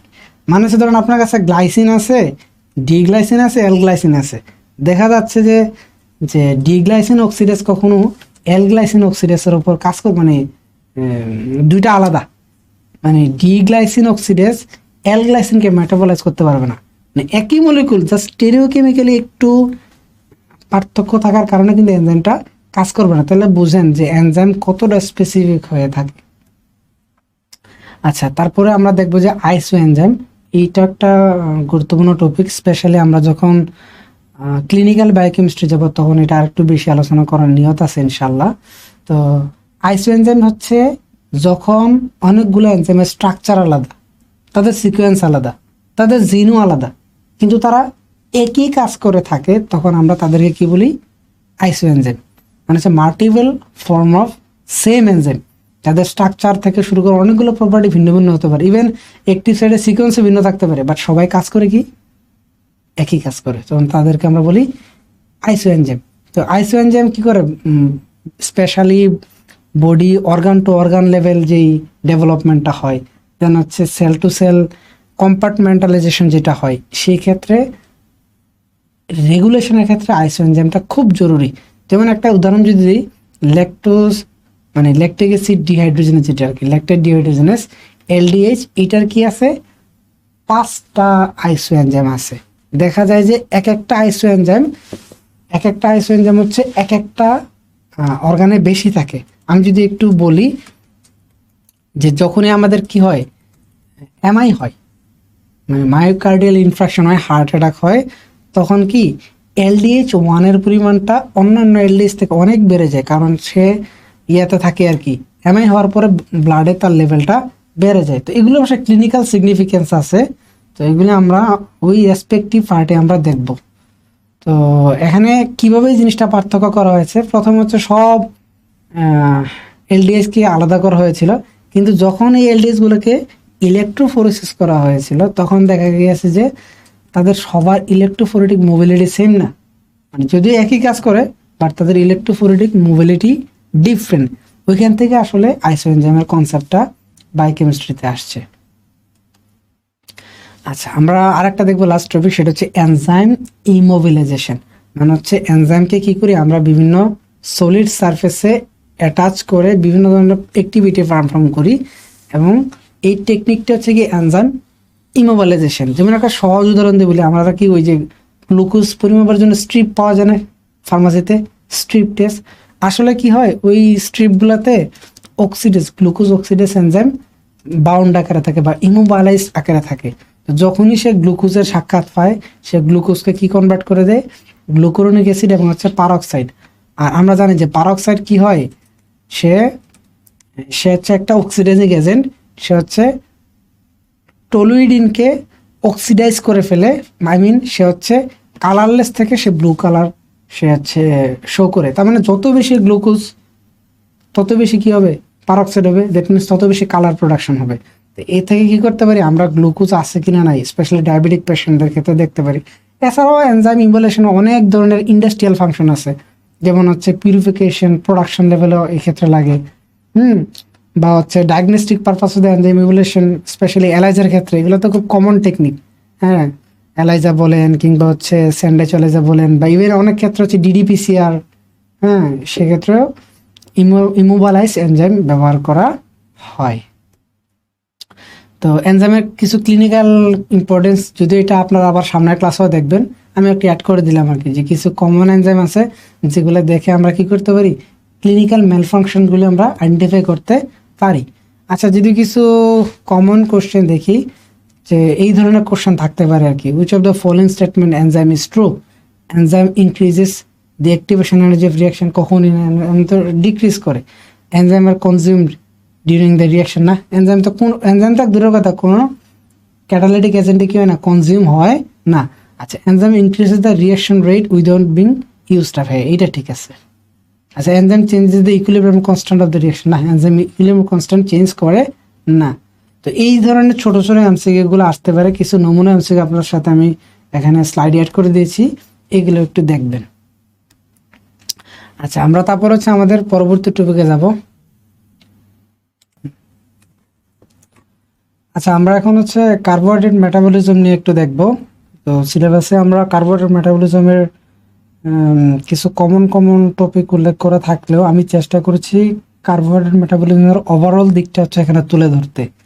তো কার্বোহাইড্রেট মেটাবলিজমের কয়েকটা দিকে ভাগ করতে পারি। হ্যাঁ, বায়োকেমিক্যাল যেই মেটাবলিক যে পাথওয়েগুলি আছে এগুলোকে কয়েকটা ভাগে ভাগ করতে পারি। আমরা প্রথমে যদি দেখি যে গ্লুকোজ ব্রেকডাউনের এনার্জি প্রোডাকশনের জন্য কোন কোন মেটাবলিক পাথওয়ে আমাদের আছে, যেমন glycolysis, TCA cycle, hexose monophosphate shunt, fructose metabolism, এগুলি সবই হচ্ছে আমরা বলতে পারি এনার্জি প্রোডাকশন টাইপের মেটাবলিক পাথওয়ে। কিছু মেটাবলিক পাথওয়ে আছে যাদের কাজ হচ্ছে সিনথেসিস করা, হ্যাঁ, যেমন হচ্ছে গ্লুকোনিওজেনেসিস, গ্লাইকোনিওজেনেসিস, গ্লাইকোজেনোলাইসিস, এগুলো হচ্ছে সিনথেটিক পাথওয়ে। যদিও গ্লাইকোজেনোলাইসিসকে আমরা কি বলতে পারি, মেটাবলিক মানে এনার্জি প্রডিউসিং স্টেপও বলতে পারি। আর কিছু আছে স্পেশালাইজড পাথওয়ে, যেগুলির কাজ নর্মালি সব সময় হয় না, বডি বা সেল তার প্রয়োজন অনুযায়ী এগুলি করে থাকে। যেমন হচ্ছে uronic acid pathway, galactose metabolism, amino sugar, mucopolysaccharide metabolism, এগুলো হচ্ছে বডি ডিফারেন্ট টাইপের যেই কার্বোহাইড্রেট মলিকুলগুলো আছে তাদেরকে কি করতে, ইউটিলাইজ করতে এই স্পেশাল পাথওয়েগুলি ব্যবহার করে থাকে। আচ্ছা, আমরা যদি শুধুমাত্র গ্লুকোজ নিয়ে চিন্তা করি, যেহেতু আমাদের বডির মেজর এনার্জি সোর্স হচ্ছে carbohydrate, that means polymer of glucose, আমরা গ্লুকোজের বেশ কয়েকটা ফেড দেখতে পাই। হ্যাঁ, গ্লুকোজটা কি হতে পারে, সে হচ্ছে গ্লাইকোলাইসিসে এন্টার করতে পারে, করে সে পাইরুভেট প্রডিউস করতে পারে, অথবা সে হচ্ছে গ্লাইকোজেন হিসেবে স্টোরড হইতে পারে। অবশ্যই সেটা অ্যানিমেলা হবে। হ্যাঁ, প্লান্টে কি হয় না, গ্লাইকোজেন প্রডিউস হয় না। অথবা যদি এটা প্লান্ট হইতো তখন সে হচ্ছে স্টার্চে কনভার্ট হইতে পারতো, অথবা গ্লুকোজটা কি হইতে পারতো, পেন্টোজ ফসফেট পাথওয়ের মাধ্যমে সে হচ্ছে অন্যান্য কার্বোহাইড্রেটে কনভার্ট হইতে পারে, এবং হচ্ছে সে গ্লুকোজটা হচ্ছে কি অন্যান্য প্রোটিন কিংবা হচ্ছে লিপিডের সাথে যুক্ত হয়ে এক্সট্রা সেলুলার ম্যাট্রিক্স অথবা স্ট্রাকচারাল কম্পোনেন্টও কনভার্ট হতে পারে। আমরা হচ্ছে এগুলো হচ্ছে গ্লুকোজের কমন ফেট বলতে পারি। হ্যাঁ, এখান থেকে কিন্তু কিছু ক্রিয়েটিভ কোশ্চেন করা সম্ভব। তো আমরা সবচেয়ে কমন যে এইটা আর কি, আমার এখানে জায়গা কম যার কারণে আমি হেডিং দিতে পারিনি। মূলত এটা হচ্ছে গ্লাইকোলাইসিসের কিছু রিয়াকশন, গ্লাইকোলাইসিস। তো গ্লাইকোলাইসিস কি, যেটা হচ্ছে গ্লুকোজকে ভেঙে পাইরুভেটে কনভার্ট করে, পাশাপাশি সে কিছু কি করতে পারে, এনার্জি প্রোডাকশন করতে পারে। এই গ্লাইকোলাইসিসের যে রিয়াকশনগুলো আছে আমরা এদেরকে বলি গ্লাইকোলাইটিক রিয়াকশন। এখানে রিয়াকশনগুলোর দুইটা ধাপ আছে, একটা হচ্ছে প্রিপারেটরি ফেজ আর একটা হচ্ছে পে অফ ফেজ। আমরা যদি দেখি যে গ্লাইকোলাইসিসের মোট কি আছে, 10টা রিয়াকশন আছে। 10টা রিয়াকশনের মধ্যে প্রথম 5টা হচ্ছে প্রিপারেটরি ফেজ আর পরের 5টা হচ্ছে পে অফ ফেজ। নাম দেখে বুঝতে পারছি যে প্রিপারেটরি ফেজে গ্লুকোজটাকে কি করা হয়, এনার্জি প্রোডাকশনের জন্য প্রথমে তাকে রেডি করা হয়, আর পে অফ ফেজ হচ্ছে তার থেকে এনার্জিটা কালেক্ট করা হয়, মানে আমরা হচ্ছে তার থেকে এনার্জেটিক আউটপুট পেয়ে থাকি। তো এখানে কিভাবে পড়বেন, অবশ্যই স্ট্রাকচার ধরে ধরে পড়ার কোনো প্রয়োজন নেই। আমি যেটা বলবো গ্লাইকোলাইটিক ধাপগুলি মনে রাখবেন। আমি স্পেশালি কার্বোহাইড্রেট মেটাবলিজম অনেকগুলো পাথওয়ে দেখাবো, কিন্তু আমার কাছে মনে হয় যে পরীক্ষা আসার মতো সবচেয়ে ইম্পর্টেন্ট টপিক হচ্ছে কি, গ্লাইকোলাইসিস। কারণ এটা কিন্তু অ্যারোবিক অ্যানারোবিক সব কন্ডিশনে এই রিয়াকশনটা হয়, ব্যাকটেরিয়া থেকে শুরু করে একদম হায়ার ম্যামাল পর্যন্ত এটা হয়ে থাকে। এনজাইমগুলি অলমোস্ট সেম এবং একই রিয়াকশন সব জায়গায় হয়ে থাকে। তো এনজাইমগুলি মনে রাখবেন, রিয়াকশন স্টেপগুলি মনে রাখবেন, কোনটা থেকে কোনটা হয় সিরিয়ালটা মনে রাখবেন। তো এতে করে কিন্তু আমি মনে করি আপনাদের প্রস্তুতির আরো শানিত হবে ইনশাল্লাহ। তো এখানে কি হয়, গ্লুকোজটাকে প্রথমে ফসফোরাইলেট করে গ্লুকোজ 6 ফসফেট হয়, দেন এটাকে আইসোমারেজ এসে ফ্রুক্টোজ 6 ফসফেট করে, দেন আর একটা ফসফেট যুক্ত ফ্রুক্টোজ 1,6 বিসফসফেট তৈরি করে, এবং অ্যালডোলেজ যে এনজাইমটা আছে, ওই যে লাইয়াস 1 ক্যাটাগরি লাইয়াস, সে কি করে ফ্রুক্টোজ 1,6 বিসফসফেটকে ভেঙে গ্লিসারাইডের 3 ফসফেট আর ডাইহাইড্রোক্সি অ্যাসিডোফসফেটে কনভার্ট করে। পরে আমরা এখানে যে 3 কার্বন বিশিষ্ট কার্বোহাইড্রেটটা পাই, স্পেশালি গ্লাইসেরোলিয়েট 3 ফসফেট, সে হচ্ছে আরেকটা ডিহাইড্রোজেনেস এনজাইমের মাধ্যমে কি হয় 1,3 বিসফসফোগ্লিসারাইডে কনভার্ট হয়।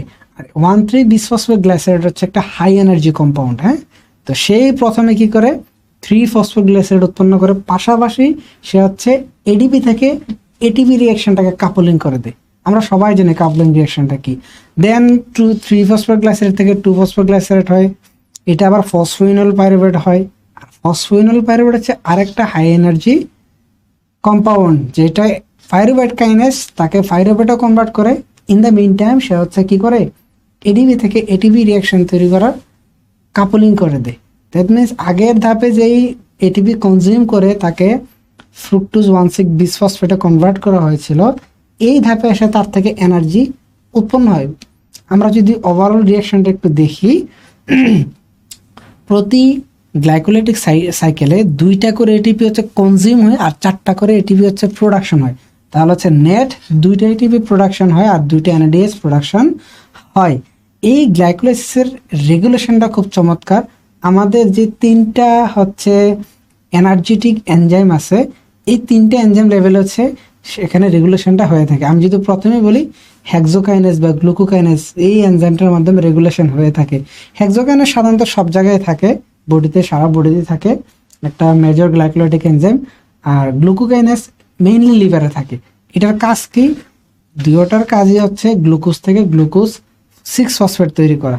এই রিঅ্যাকশনটার ক্ষেত্রে এটা একটা রেগুলেটরি স্টেপ, কারণ যদি বডিতে কি হয় এটিপি কম থাকে তখন এডিপি গুলো আসে, এবং ওই যে আমরা বলেছিলাম এনজাইমের ক্ষেত্রে সে হচ্ছে হেক্সোকাইনেসকে অ্যাক্টিভেট করে দেয়, অ্যালোস্টেরিক অ্যাক্টিভেটর হিসেবে কাজ করে। দেন তারা কি করে এনজাইমটা বেশি বেশি করে গ্লুকোজ 6 ফসফেট তৈরি করে। দ্যাট মিনস হচ্ছে গ্লাইকোলাইসিসকে কি করে ইন্সপায়ার করে, অ্যাক্টিভেট করে, তার গ্লাইকোলাইটিক রিঅ্যাকশনের রেট বাড়ায় দেয়। অন্যদিকে যদি বডিতে যথেষ্ট পরিমাণে এটিপি উৎপন্ন হয়ে গেছে যে আর এটিপি দরকার নেই, তখন এই উৎপন্ন এটিপিটাই হেক্সোকাইনেসকে কি করে ইনহিবিট করে, অ্যালোস্টেরিক ইনহিবিটর। তখন হচ্ছে সে কি হয়ে যায়, গ্লাইকোলাইটিক অ্যাক্টিভিটিটা হচ্ছে সেলের মাঝে কমে যায়। গ্লুকোকাইনেজ একই অবস্থা, বাট তার পজিশন হচ্ছে লিভারে। তো লিভারে হওয়ার কারণে তার অ্যাক্টিভিটি কিন্তু স্পেশালি ইনসুলিন হরমোন দিয়ে কি হয় রেগুলেটেড হয়, খেয়াল রাখতে হবে। সরি। তো আমরা সেকেন্ড দেখবো হচ্ছে ফসফোফ্রুক্টোকাইনেজ যে এনজাইমটা আছে PFK1, এটাও কিন্তু একটা কি তো রেগুলেটরি এনজাইম। এক্ষেত্রে আমরা এগুলি কে অ্যাক্টিভেটর হবে আর কে হচ্ছে ইনহিবিটর হবে, এগুলো মনে রাখার একটা সহজ টেকনিকটা হচ্ছে যেখানে যা লাগে তাই দিয়ে আপনাকে রিয়াকশনটা করতে হবে। বডিতে যখন এনার্জি কম থাকবে, কম থাকার লক্ষণ কি, বেশি বেশি এডিপি থাকবে, বেশি বেশি ইনঅর্গানিক ফসফেট থাকবে, তাই না? বা হচ্ছে ওই PFK1 এর সাবস্ট্রেটটা বেশি থাকবে। এইগুলো সবই হচ্ছে PFK1 কে কি করে ডাউন রেগুলেট করে।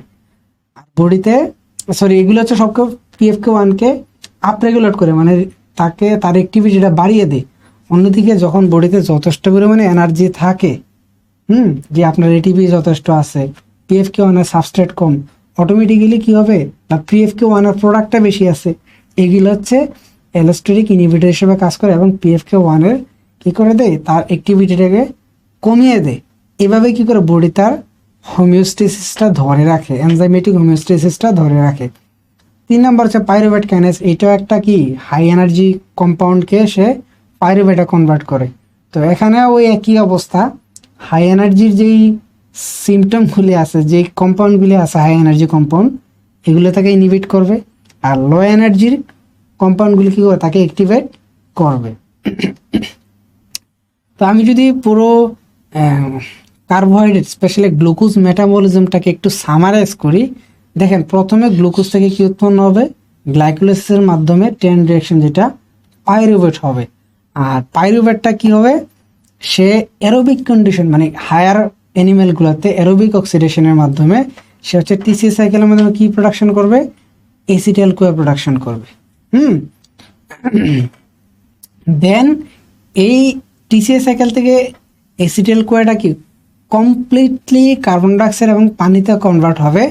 আর এই হওয়ার সময় কি হয়, আমাদের প্রচুর পরিমাণে NADH2 FADH2 উৎপন্ন হয়, মানে হচ্ছে রিডিউসিং কম্পাউন্ডগুলো তৈরি হয়, যেগুলো হচ্ছে আমাদের ওই আরেকটা এনজাইম আছে, এখানে যদি এত বিস্তারিত আলোচনার সুযোগ নেই, ATP সিনথেসিস যেটা মাইটোকন্ড্রিয়াতে থাকে। তো মাইটোকন্ড্রিয়ার বিভিন্ন ইলেকট্রন ক্যারিয়ার কি করে, এই হাই এনার্জি NADH2 FADH2 এগুলি ব্যবহার করে প্রোটন গ্রেডিয়েন্ট তৈরি করে। আর এই প্রোটন গ্রেডিয়েন্ট ইলেকট্রোকেমিক্যাল যে গ্রেডিয়েন্ট আছে এটাকে ইউজ করে কে, ATP সিনথেসিস, যেটাকে আমরা এটাকে বায়োলজিক্যাল মোটর বলে থাকি, ATP সিনথেসিস।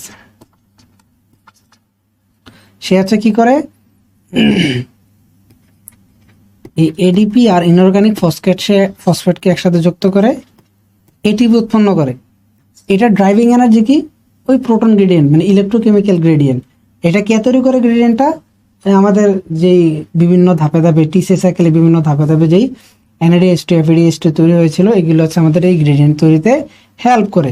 এইটা পুরোটাই হচ্ছে অক্সিডেটিভ, মানে অক্সিডেটিভ মেটাবলিক পাথওয়ের অংশ।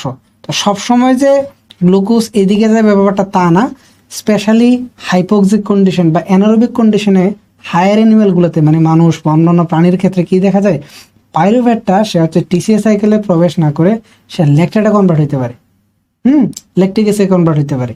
এই কারণেই দেখবেন আপনারা যখন এক্সারসাইজ করি বা হচ্ছে খুব জোরে দৌড় দিই, তখন কিন্তু প্রথম কয়েকদিন হচ্ছে হাত পা অনেক ব্যথা করে। তার কারণ কি, মাসেলে অনেক বেশি গ্লাইকোলাইটিক রিয়াকশন হয়, যেগুলো নাকি এত বেশি পাইরুভেট অক্সিডেটিভ পাথ হয়ে যাওয়ার তারা সুযোগ পায় না, তখন তারা কি হয়, তারা ল্যাকটেটে কনভার্ট হয়। আর ল্যাকটেট মাসেলে জমে থাকার কারণে আমাদের মাসেল পেইনটা হয়।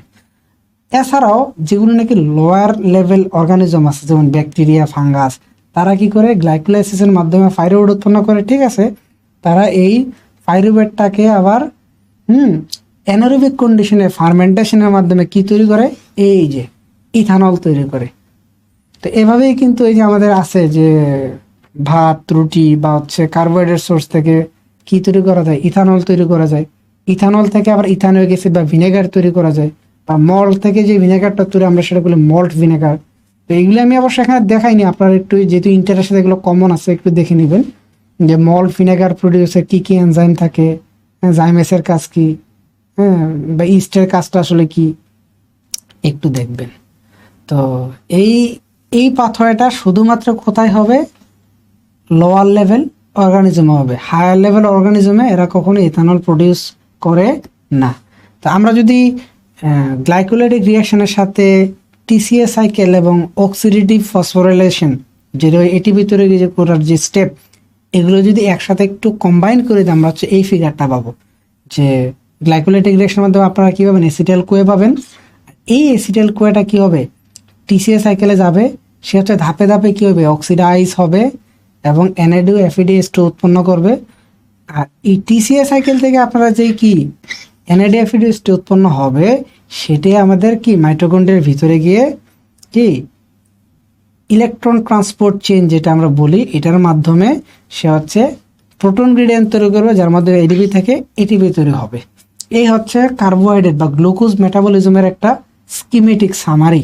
তো আরেকটা এখানে ইম্পর্টেন্ট, যদিও এখানে ফিগারটা খুব বেশি ক্লিয়ার না, এটা মোটামুটি যে কোনো বায়োকেমিস্ট্রি বইয়ে পাবেন, যে সাইট্রিক অ্যাসিড সাইকেল বা হচ্ছে TCA সাইকেল, ট্রাইকার্বক্সিল অ্যাসিড সাইকেল, এই সাইকেলের স্পেশালি ধাপগুলি মনে রাখার চেষ্টা করবেন। আসতে পারে যে which of the following compound is a part of TCA cycle.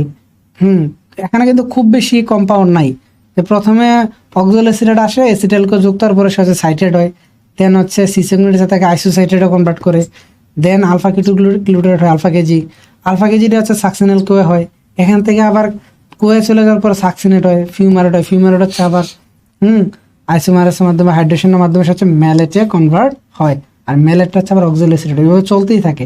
সে একটা একটা করে 2 কার্বন বিশিষ্ট অ্যাসিটাইল কোয়ে হচ্ছে টেক আপ করে, তাদেরকে কার্বন ডাইঅক্সাইড কনভার্ট করে, আর এই এনার্জি দিয়ে কি হয়, প্রত্যেক রেসপেক্টিভ ধাপে ধাপে 3টা NADH উৎপন্ন হয়, 1টা FADH উৎপন্ন হয়, আর GTP উৎপন্ন হয়। খেয়াল রাখবেন TCA সাইকেলে ATP সরাসরি উৎপন্ন হয় না, এখানে হচ্ছে GTP উৎপন্ন হয়। PSCর খুব পছন্দের কাজ হচ্ছে সিফাসাফা থেকে হচ্ছে তথ্যগুলি দিয়ে স্টুডেন্টদেরকে যাচাই করা। তো এই ট্রিকি তথ্যগুলি মনে রাখবেন। তো সাইট্রিক অ্যাসিডের আসলে এটা আমরা যদিও বলি যে সে হচ্ছে কি করে কার্বোহাইড্রেট মেটাবলিজমের একটা অন্যতম পাথওয়ে, মেটাবলিক পাথওয়ে। তো তার কাজ কিন্তু শুধু কার্বোহাইড্রেট মেটাবলিজমের সাথেই শুধু সম্পৃক্ত না, তার আরো অনেকগুলো ফাংশন আছে।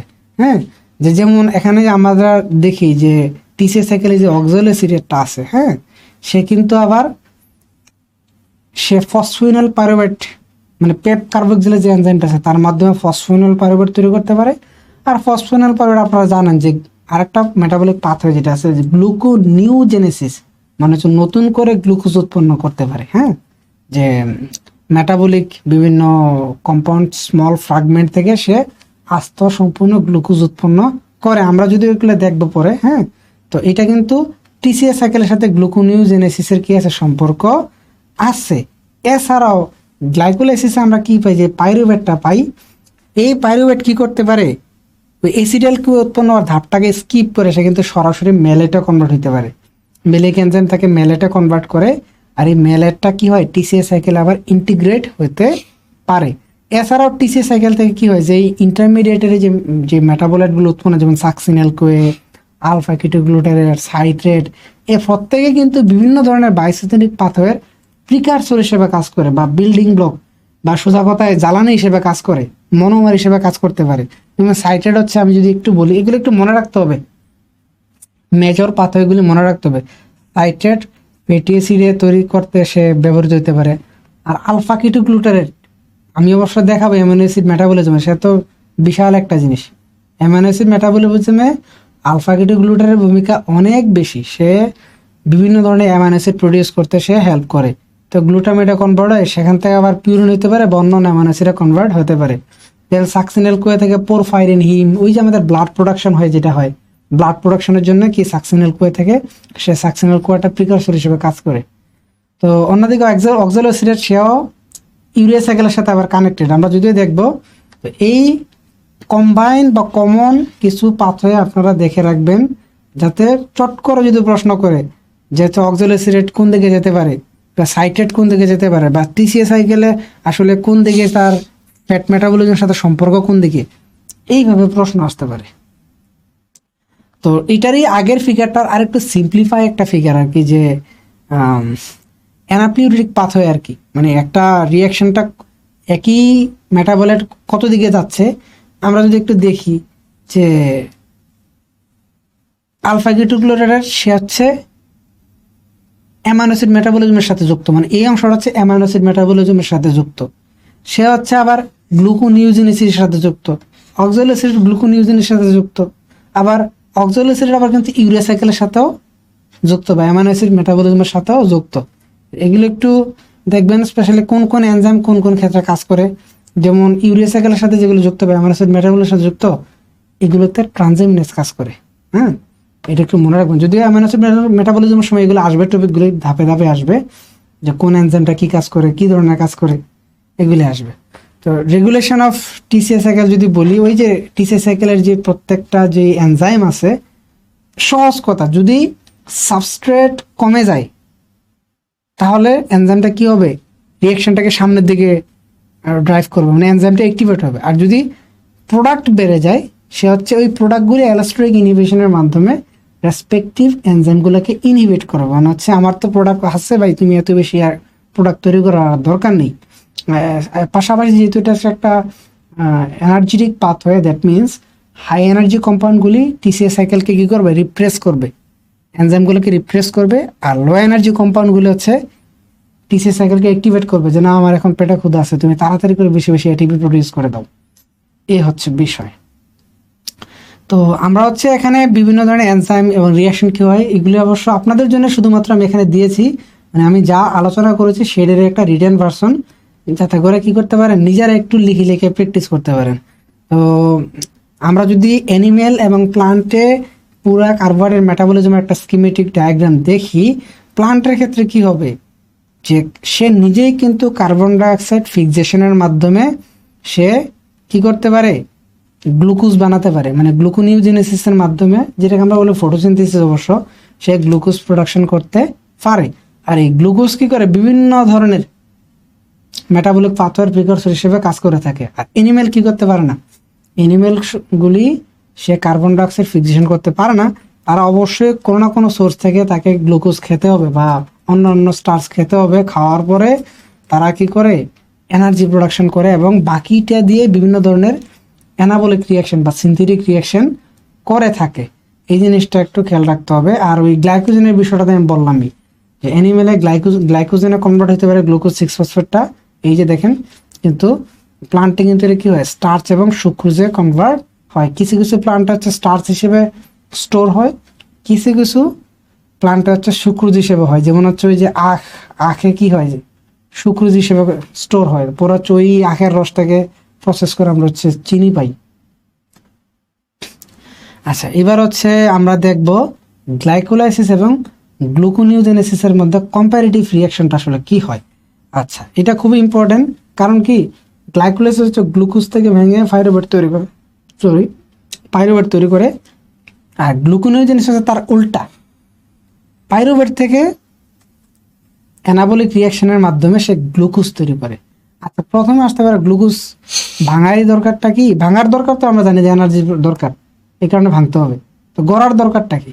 আসলে বডিতে অনেক সময় যখন গ্লুকোজের পরিমাণ কমে যায়, কিছু কিছু অর্গান আছে যারা গ্লুকোজ ছাড়া অন্য কিছু খায় না। যেমন হচ্ছে ব্রেইন হচ্ছে তার এনার্জি প্রোডাকশনের জন্য সে এক্সক্লুসিভলি গ্লুকোজের উপর ডিপেন্ডেন্ট।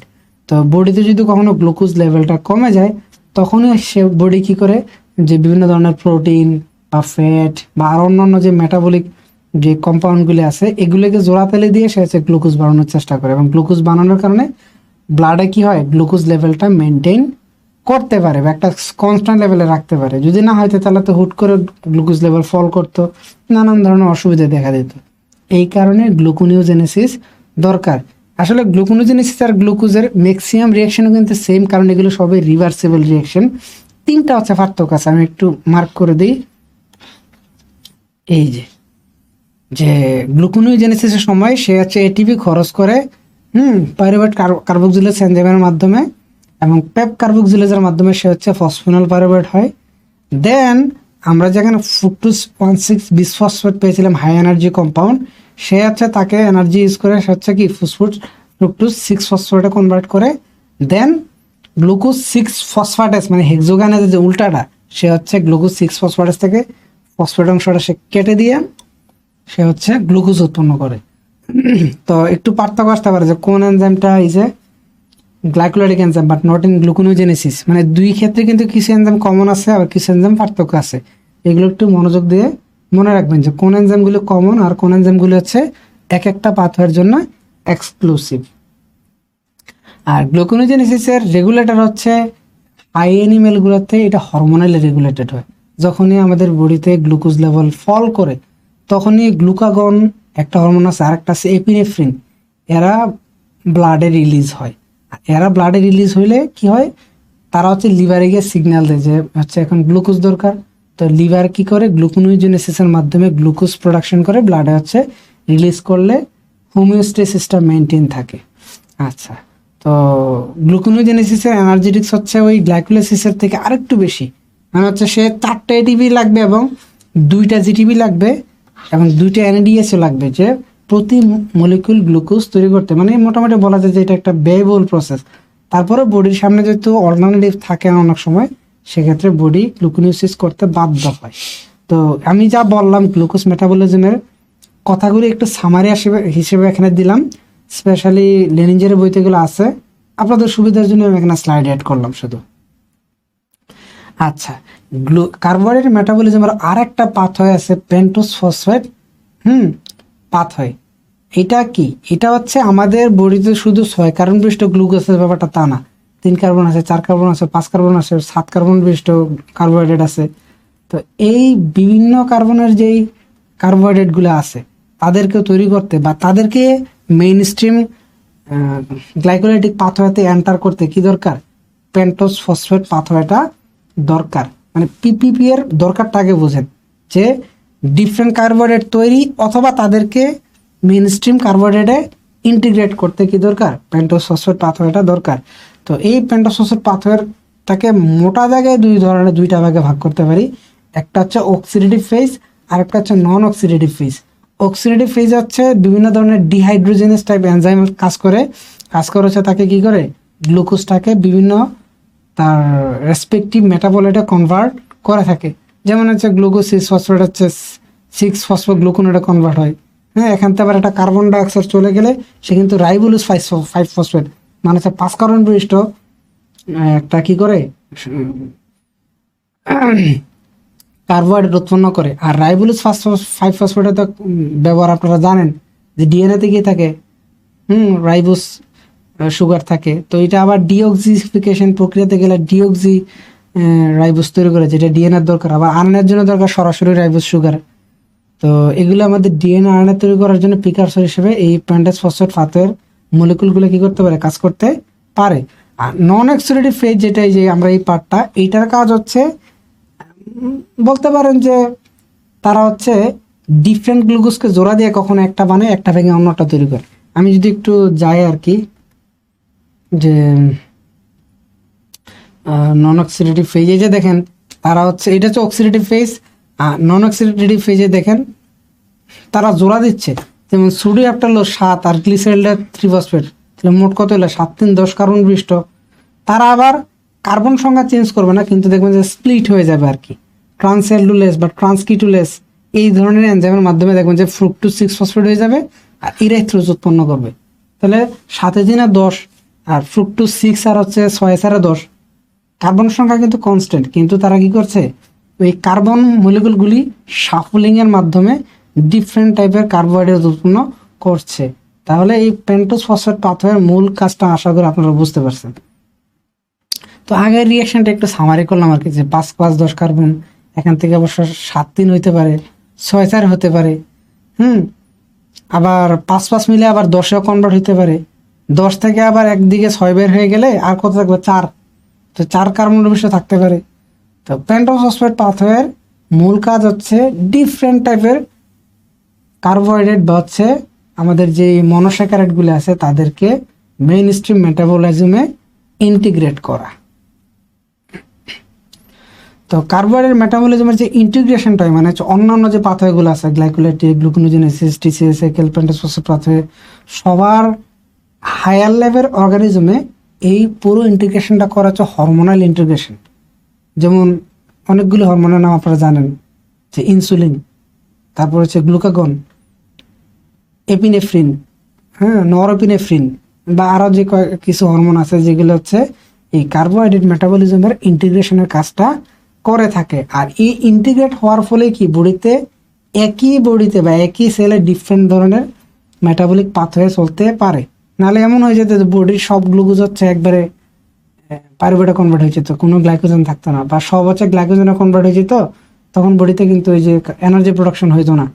তো এই হোমিওস্টেসিসটা দরকার, যতটুকু প্রয়োজন ততটুকু রেসপেক্টিভ পাথওয়েতে যাবে। তো যেগুলো লোয়ার লেভেল অর্গানিজম আছে যেমন ব্যাকটেরিয়া, ফাঙ্গাস, তাদের ক্ষেত্রে কিন্তু আসলে অতটা রেগুলেশন আসলে নাই। তাদের ওই সেল লেভেলে রেগুলেশন হয়, এনজাইম লেভেলে রেগুলেশন হয় এতটুকুই, যে সে হচ্ছে গ্লুকোজ খাবার দাবার পাইছে ফাইন, সে হচ্ছে খাবার দাবারকে খেয়ে হচ্ছে মানে গ্লাইকোলাইসিস করে সব শেষ করে দিবে। আবার খাবার নাই, তখন হচ্ছে সে নিজে হচ্ছে মারা যাবে, বা হচ্ছে তারা স্পোরে কনভার্ট হয়ে যাবে। ব্যাপারটা হচ্ছে এমন আর কি। তো এখানে কি ধরনের কোশ্চেন আসতে পারে আমি একটা বলি, যে যদি বলে the first irreversible and rate limiting step of glycolysis is catalysed by what, অবশ্যই PFK1 ফসফোফ্রুক্টোকাইনেজ হচ্ছে, সে হচ্ছে কি করে, সে দেখুন যে রিয়াকশনটা হচ্ছে একমুখী, মানে এনার্জি ইউজ করে, এটিপি থেকে এনার্জি নিয়ে সে রিয়াকশনটাকে সামনের দিকে ড্রাইভ করে। Then the TCA cycle, the direct product of the reaction catalysed by isocitrate dehydrogenase is, সে আইসোসিয়েটেড ডিহাইড্রোজেনেস আসলে কি করে, কি উৎপন্ন করে, সে অবশ্য আলফা কিটোগ্লুটারেট আর হচ্ছে অ্যানাডিস উৎপন্ন করে। মানে বেসিক কনভার্সনটা আপনাদেরকে জানা রাখতে হবে। এই কোশ্চেনগুলি প্র্যাকটিস করতে পারেন, পাশাপাশি হচ্ছে কি করবেন, ওই এক্সামগুলি দিবেন, তাহলে হচ্ছে অনেকটাই প্র্যাকটিসে চলে আসবে। তারপরে আমরা দেখবো হচ্ছে প্রোটিন মেটাবলিজম, আজকের আমি মনে করি একটা অন্যতম ইম্পর্টেন্ট টপিক। আমরা বডিতে কি বিভিন্ন ধরনের প্রোটিন খাবার হিসেবে খেয়ে থাকি, ওইখান থেকে কি আসে, বডিতে প্রোটিন পোল বা অ্যামিনো অ্যাসিড পোল তৈরি হয়। আবার বডি কিন্তু তার নিজের প্রয়োজনে বিভিন্ন ধরনের এনজাইম, হরমোন মানে প্রোটিন টাইপের মলিকুল তৈরি করে। তো একটা এনজাইমের তো সবসময় কাজ থাকে না, বা হরমোন সবসময় কাজ করে না, তার কাজ শেষ হয়ে গেলে তাকে কি করতে হয়, ডিগ্রেড করতে হয় বা ভেঙে ফেলতে হয়। তো কন্টিনিউয়াসলি কিন্তু বডি কি করে, এই অ্যামাইনো অ্যাসিড সে কিছু ব্যবহার করে প্রোটিন তৈরি করে, এবং কিছু অ্যামাইনো অ্যাসিডকে ভেঙে সে হচ্ছে শক্তি উৎপন্ন করে। তো এই পুরাটাই হচ্ছে আমরা বলতে পারি অ্যামাইনো অ্যাসিড মেটাবলিজমের ওভারভিউ, যে কিছু কিছু যাবে সিনথেটিক পাথওয়েতে, কিছু কিছু যাবে ক্যাটাবলিক পাথওয়েতে, আবার কিছু ক্ষেত্রে দেখা যায় যে অ্যামাইনো অ্যাসিড আবার কি যেতে পারে, স্টোর হইতে পারে। অ্যামাইনো অ্যাসিড স্টোর হওয়ার ব্যাপারটা ইন্টারেস্টিং, আমরা সামনে আলোচনা করবো ইনশাল্লাহ। তো প্রোটিন মেটাবলিজমের মেইন ফাংশনটা আসলে কি, অন্য অন্য ফুড সোর্স যেহেতু এটা একটা নিউট্রিশনাল কম্পাউন্ড, সে অবশ্যই কি করবে, আমাদেরকে এনার্জি দিবে। তারপর হচ্ছে সে বিভিন্ন ধরনের প্রিকারসর বা অন্যান্য অ্যামাইনো অ্যাসিড তৈরি করে, মেটাবলিক প্রিকারসর হিসেবে কাজ করে বডির গ্রোথ অ্যান্ড রিপেয়ারে কাজ করবে। এছাড়াও হরমোন, নিউরোট্রান্সমিটার বা অন্যান্য বায়োঅ্যাক্টিভ মলিকুল তৈরি করার জন্য কি ব্যবহার করা হয়, অ্যামাইনো অ্যাসিড ব্যবহার করা হয়। তো এগুলির জন্য হচ্ছে আমাদের কি দরকার, অ্যামাইনো অ্যাসিড মেটাবলিজম দরকার। আর অ্যামাইনো অ্যাসিডের যদি আমি একদম মানে প্রিন্সিপাল ফাংশন বলি, তাহলে হচ্ছে আমি বলতে পারি যে প্রোটিন তৈরি করা এবং প্রোটিন ভাঙা, এই মেইনলি এই দুইটার মাঝে হচ্ছে অ্যামাইনো অ্যাসিড মেটাবলিজমের মেইন স্টেপগুলো ঘুরপাক খায়। আমরা স্টেপ বাই স্টেপ দেখব। যেমন আমরা প্রোটিন কোত্থেকে পাই, বডি থেকে পাই, ডায়েট থেকে পাই। এগুলো বডিতে প্রোটিন একটা পুল তৈরি করে, মানে হচ্ছে পুকুরের মধ্যে কি পানি থাকে না, তো এরকম বিভিন্ন সোর্স থেকে প্রোটিনগুলি বডিতে গিয়ে একটা পুল তৈরি করে, যেটা আমরা বলি অ্যামাইনো অ্যাসিড পুল। এই অ্যামাইনো অ্যাসিড পুল থেকে কিছু অ্যামাইনো অ্যাসিড নতুন করে প্রোটিনে যেতে পারে, কিছু হচ্ছে নাইট্রোজেনাস কম্পাউন্ড তৈরি করতে পারে, আর কিছু হচ্ছে ওই যে বলেছিলাম যে ট্রানজামিনেশন রিয়াকশনের মাধ্যমে কিটো অ্যাসিডে কনভার্ট হয়। আর এই ট্রানজামিনেশনের মাধ্যমে যে অ্যামোনিয়া অ্যামিনো গ্রুপটাকে আলাদা হয়ে ইউরিয়া সাইকেলের মাধ্যমে ইউরিয়া তৈরি করতে পারে। তো এই অ্যামাইনো অ্যাসিড রিয়াকশনগুলোকে মূলত আমরা তিনটা ভাগে ভাগ করতে পারি। এক হচ্ছে তারা ট্রানজামিনেশন রিয়াকশন করতে পারে, দুই হচ্ছে তারা ডিএমিনেশন করতে পারে, তিন হচ্ছে ডিকার্বোজিলেশন করতে পারে। আমরা যদি একটু স্টেপ বাই স্টেপ যাই, ট্রানজামিনেশন হচ্ছে একটা অ্যামাইনো অ্যাসিডের অ্যামিনো গ্রুপ ট্রান্সফার করে অন্য অন্য কোনো মলিকুলে দিয়ে দেওয়া। যেমন আমি যদি একটা অ্যামাইনো অ্যাসিডের কমন স্ট্রাকচার চিন্তা করি, এখানে কি আছে, অ্যামিনো গ্রুপ আছে না, এই অ্যামিনো গ্রুপটাকে কি করে, ট্রানজামিনাস নামে এনজাইম আছে একটা, তার মাঝে একটা কি থাকে, কোএনজাইম থাকে হচ্ছে পিএলপি, পিরিডক্সাল ফসফেট। এই পিএলপিটা হচ্ছে অ্যামাইনো অ্যাসিড থেকে অ্যামাইনো গ্রুপটাকে সে টান দেয়, সে নিজের মাঝে নিয়ে নেয়। নিয়ে নিলে তখন কি হয়, এই অ্যামাইনো অ্যাসিডটা তখন কিটো অ্যাসিডে কনভার্ট হয়ে যায়, কিটো অ্যাসিডে কনভার্ট হয়। আবার পিএলপি তো সে তো আবার কাজ করতে হবে, এই ফাঁকে সে কি করে, সে এই অ্যামাইনো গ্রুপটাকে আর একটা কিটো অ্যাসিডকে সে দান করলে ওই কিটো অ্যাসিডটা আবার কিসে কনভার্ট হয়, সে একটা অ্যামাইনো অ্যাসিড উৎপন্ন করে। মানে ট্রানজামিনেশন মূল কাজটা হচ্ছে একটা অ্যামাইনো অ্যাসিডকে সে কিটো অ্যাসিডে কনভার্ট করে, উল্টা দিকে আর একটা কিটো অ্যাসিডকে সে অ্যামাইনো অ্যাসিডে কনভার্ট করে। তো এইটার কিন্তু সিগনিফিকেন্স আছে বডিতে, আমরা ইউরিয়া সাইকেলের সময় আমরা সেটা দেখব। এই যে এখানে হচ্ছে স্ট্রাকচার সহ দেখাচ্ছি আর কি, যে পিএলপি হচ্ছে তার কার্বনাল গ্রুপটা সে অ্যামাইনো অ্যাসিডকে দান করে, সে অ্যামাইনো গ্রুপটাকে ধরে, আবার এই অ্যামাইনো গ্রুপটাকে অন্য একটা কিটো অ্যাসিডকে আলফা কিটোগ্লুটারকে দান করে সে গ্লুটামেটে পরিণত করতে পারে। মূলত এটা হচ্ছে যে সিপ বেস মেকানিজমে এই রিয়াকশনগুলি কাজ করে। তো এইটা হচ্ছে ট্রানজামিনেশনের পার্ট গেল। এবার আসে ডিএমিনেশন। ডিএমিনেশন কিছুই না, এখানে হচ্ছে সরাসরি অ্যামাইনো গ্রুপটাকে ডিলিট করে দেওয়া হয়, মানে কেটে দেওয়া হয়। যে গ্লুটামেট থেকে সে সরাসরি আলফা কিটোগ্লুটারেট হয় এবং কি উৎপন্ন করে, অ্যামোনিয়াম আয়ন উৎপন্ন করে। এটা কিন্তু ডিএমিনেশনটা কিন্তু দুই ভাবে হয়, একটা হচ্ছে অক্সিডেটিভ ডিএমিনেশন আর একটা হচ্ছে নন অক্সিডেটিভ ডিএমিনেশন। মনে রাখবেন, লিভারে আর কিডনিতে সেখানে হয় অক্সিডেটিভ ডিএমিনেশন, স্পেশালি লিভারে হয় অক্সিডেটিভ ডিএমিনেশন, আর কিডনিতে বা অন্য অন্য জায়গায় হচ্ছে নন অক্সিডেটিভ ডিএমিনেশন হইতে পারে। নন অক্সিডেটিভ ডিএমিনেশনে কি হয় না, কোনো জারণ বিজারণ বিক্রিয়া সংঘটিত হয় না, জাস্ট আপনার কাছে অ্যামাইনো অ্যাসিড আছে, এখান থেকে অ্যামিনোটা বের হয়ে চলে যাবে। ওকে, যেমন সেরিন, থ্রেওনিন, হোমোসেরিন এগুলো সবাই আছে ডিহাইড্রেটাসের মাধ্যমে অ্যামাইনো গ্রুপটাকে সে বের করে দিয়ে রেসপেক্টিভ কিটো অ্যাসিড তৈরি করে। একইভাবে সিস্টিনে কি করে, সে পাইরুভেটে কনভার্ট হয়ে যায় অ্যামাইনো অ্যাসিড এবং হচ্ছে H2S গ্যাস উৎপন্ন করার মাধ্যমে। আর হিস্টিডিনে কি হয়ে যায়, ইউরোকেনন উৎপন্ন করে, সে অ্যামাইনো গ্রুপটাকে হচ্ছে ছেড়ে দেয়। এই প্রত্যেকটা ক্ষেত্রে কি, এগুলো কিন্তু ডিএমিনেশন রিঅ্যাকশন।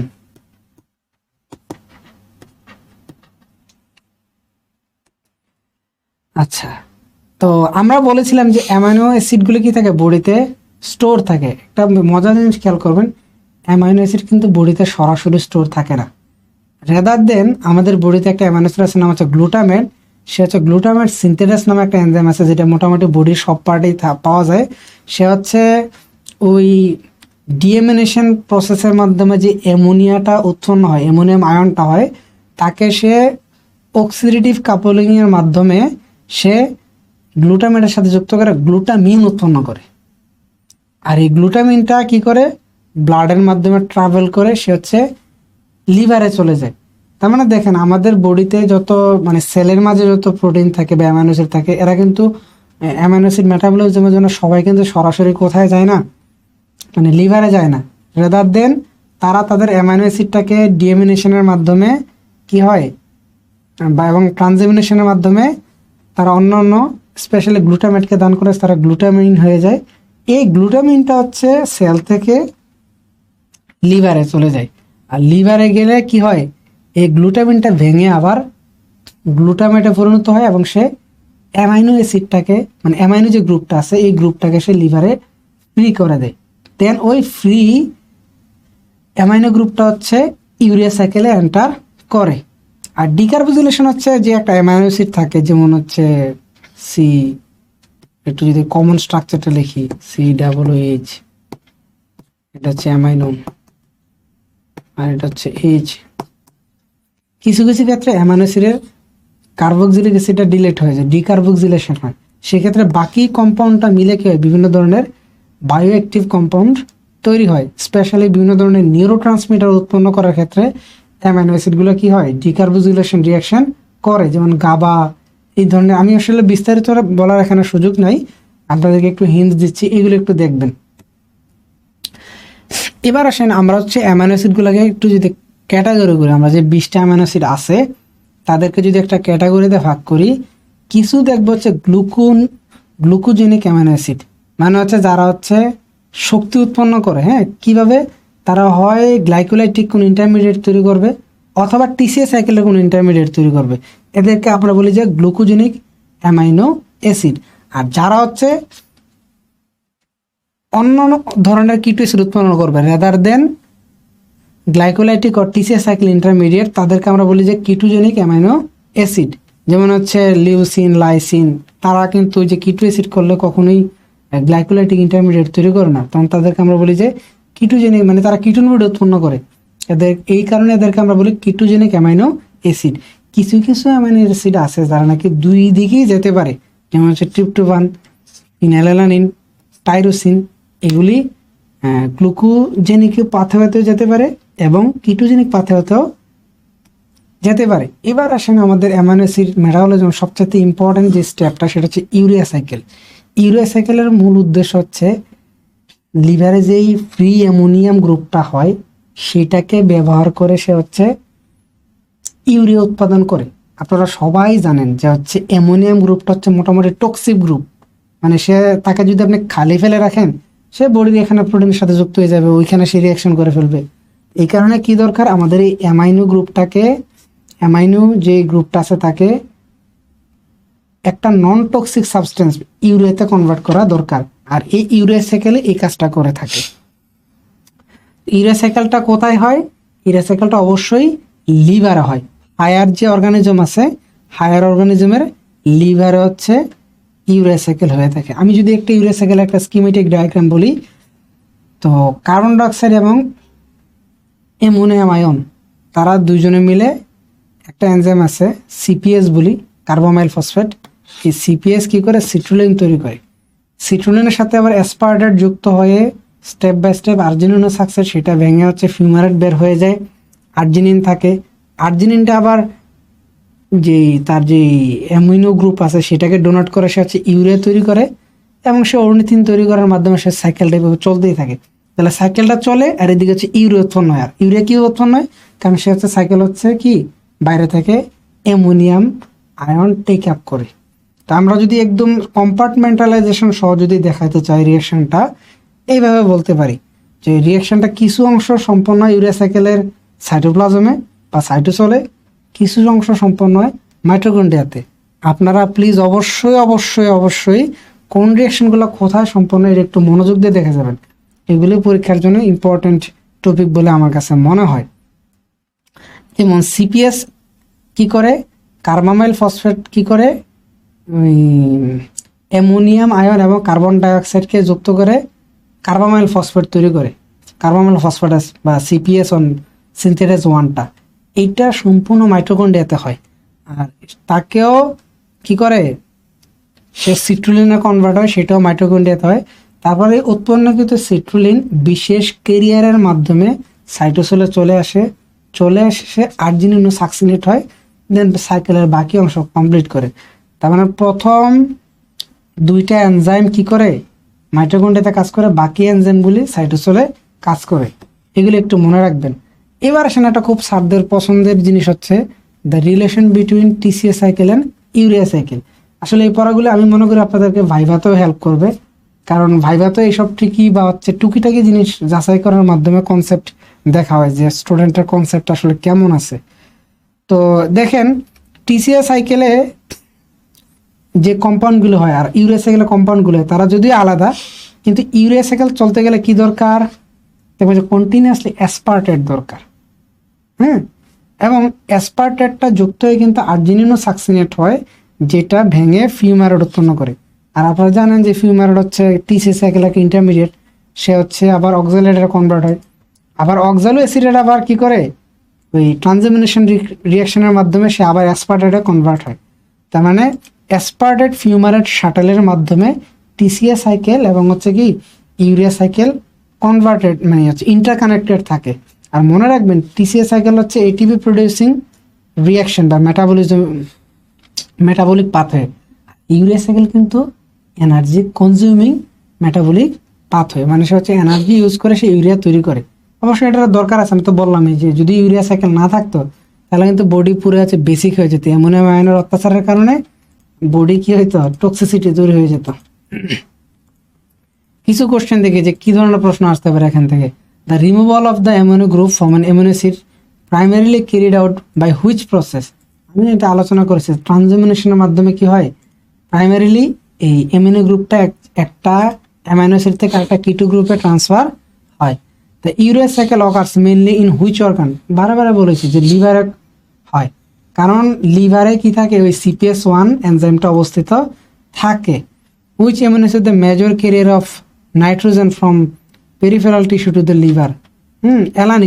অ্যালানিন কি করতে পারে, মানে মেজরলি সে হচ্ছে অ্যামাইনো গ্রুপটাকে ক্যারি করে সে লিভারে নিয়ে আসতে পারে। গ্লুটামিনও পারে, অ্যালানিনও পারে, বাট অ্যালানিনটা বেশি পারে, কারণ অ্যালানিনের যেই ইয়াটা আর কি, আমরা যদি স্ট্রাকচারটা একটু দেখি, CH3C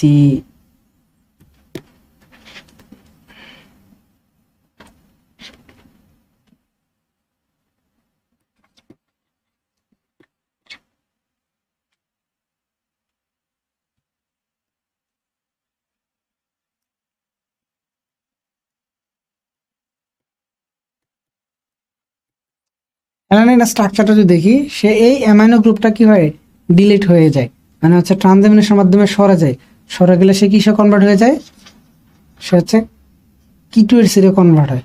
তাহলে 3 কার্বন বেসড কিটো অ্যাসিড, সে হচ্ছে ওই যে সহজেই সে কোত্থেকে আসতে পারে, টিসি সাইকেল থেকে পাইরুভিক অ্যাসিডটা এখানে আসতে পারে, সে তাকে যোগান দিতে পারে, মানে সে কন্টিনিউয়াসলি কিটো অ্যাসিডের সাপ্লাই দিতে পারে ভায়া গ্লাইকোলাইসিস। সো অ্যালানিনের মাধ্যমে কি হয়, বডির যেই নাইট্রোজেন বা অ্যামাইনোর যে পুলটা আছে সেটা বিভিন্ন অর্গান থেকে লিভারে ট্রান্সফার হতে পারে। সো এই ধরনের বেসিক থেকে কোশ্চেন আসার সম্ভাবনা বেশি। আপনারা অবশ্যই স্লাইডগুলি রিভিশন দেওয়ার পাশাপাশি টেক্সট বই থেকে মেজর পাথওয়েগুলি দেখার চেষ্টা করবেন, এবং এরই মাধ্যমে আশা করি আপনাদের প্রস্তুতি আরও শানিত হবে। এবং লাইভ এমসিকিউর সাথেই থাকুন। আপনাদের সবাইকে ধন্যবাদ জানাচ্ছি। Thank you all.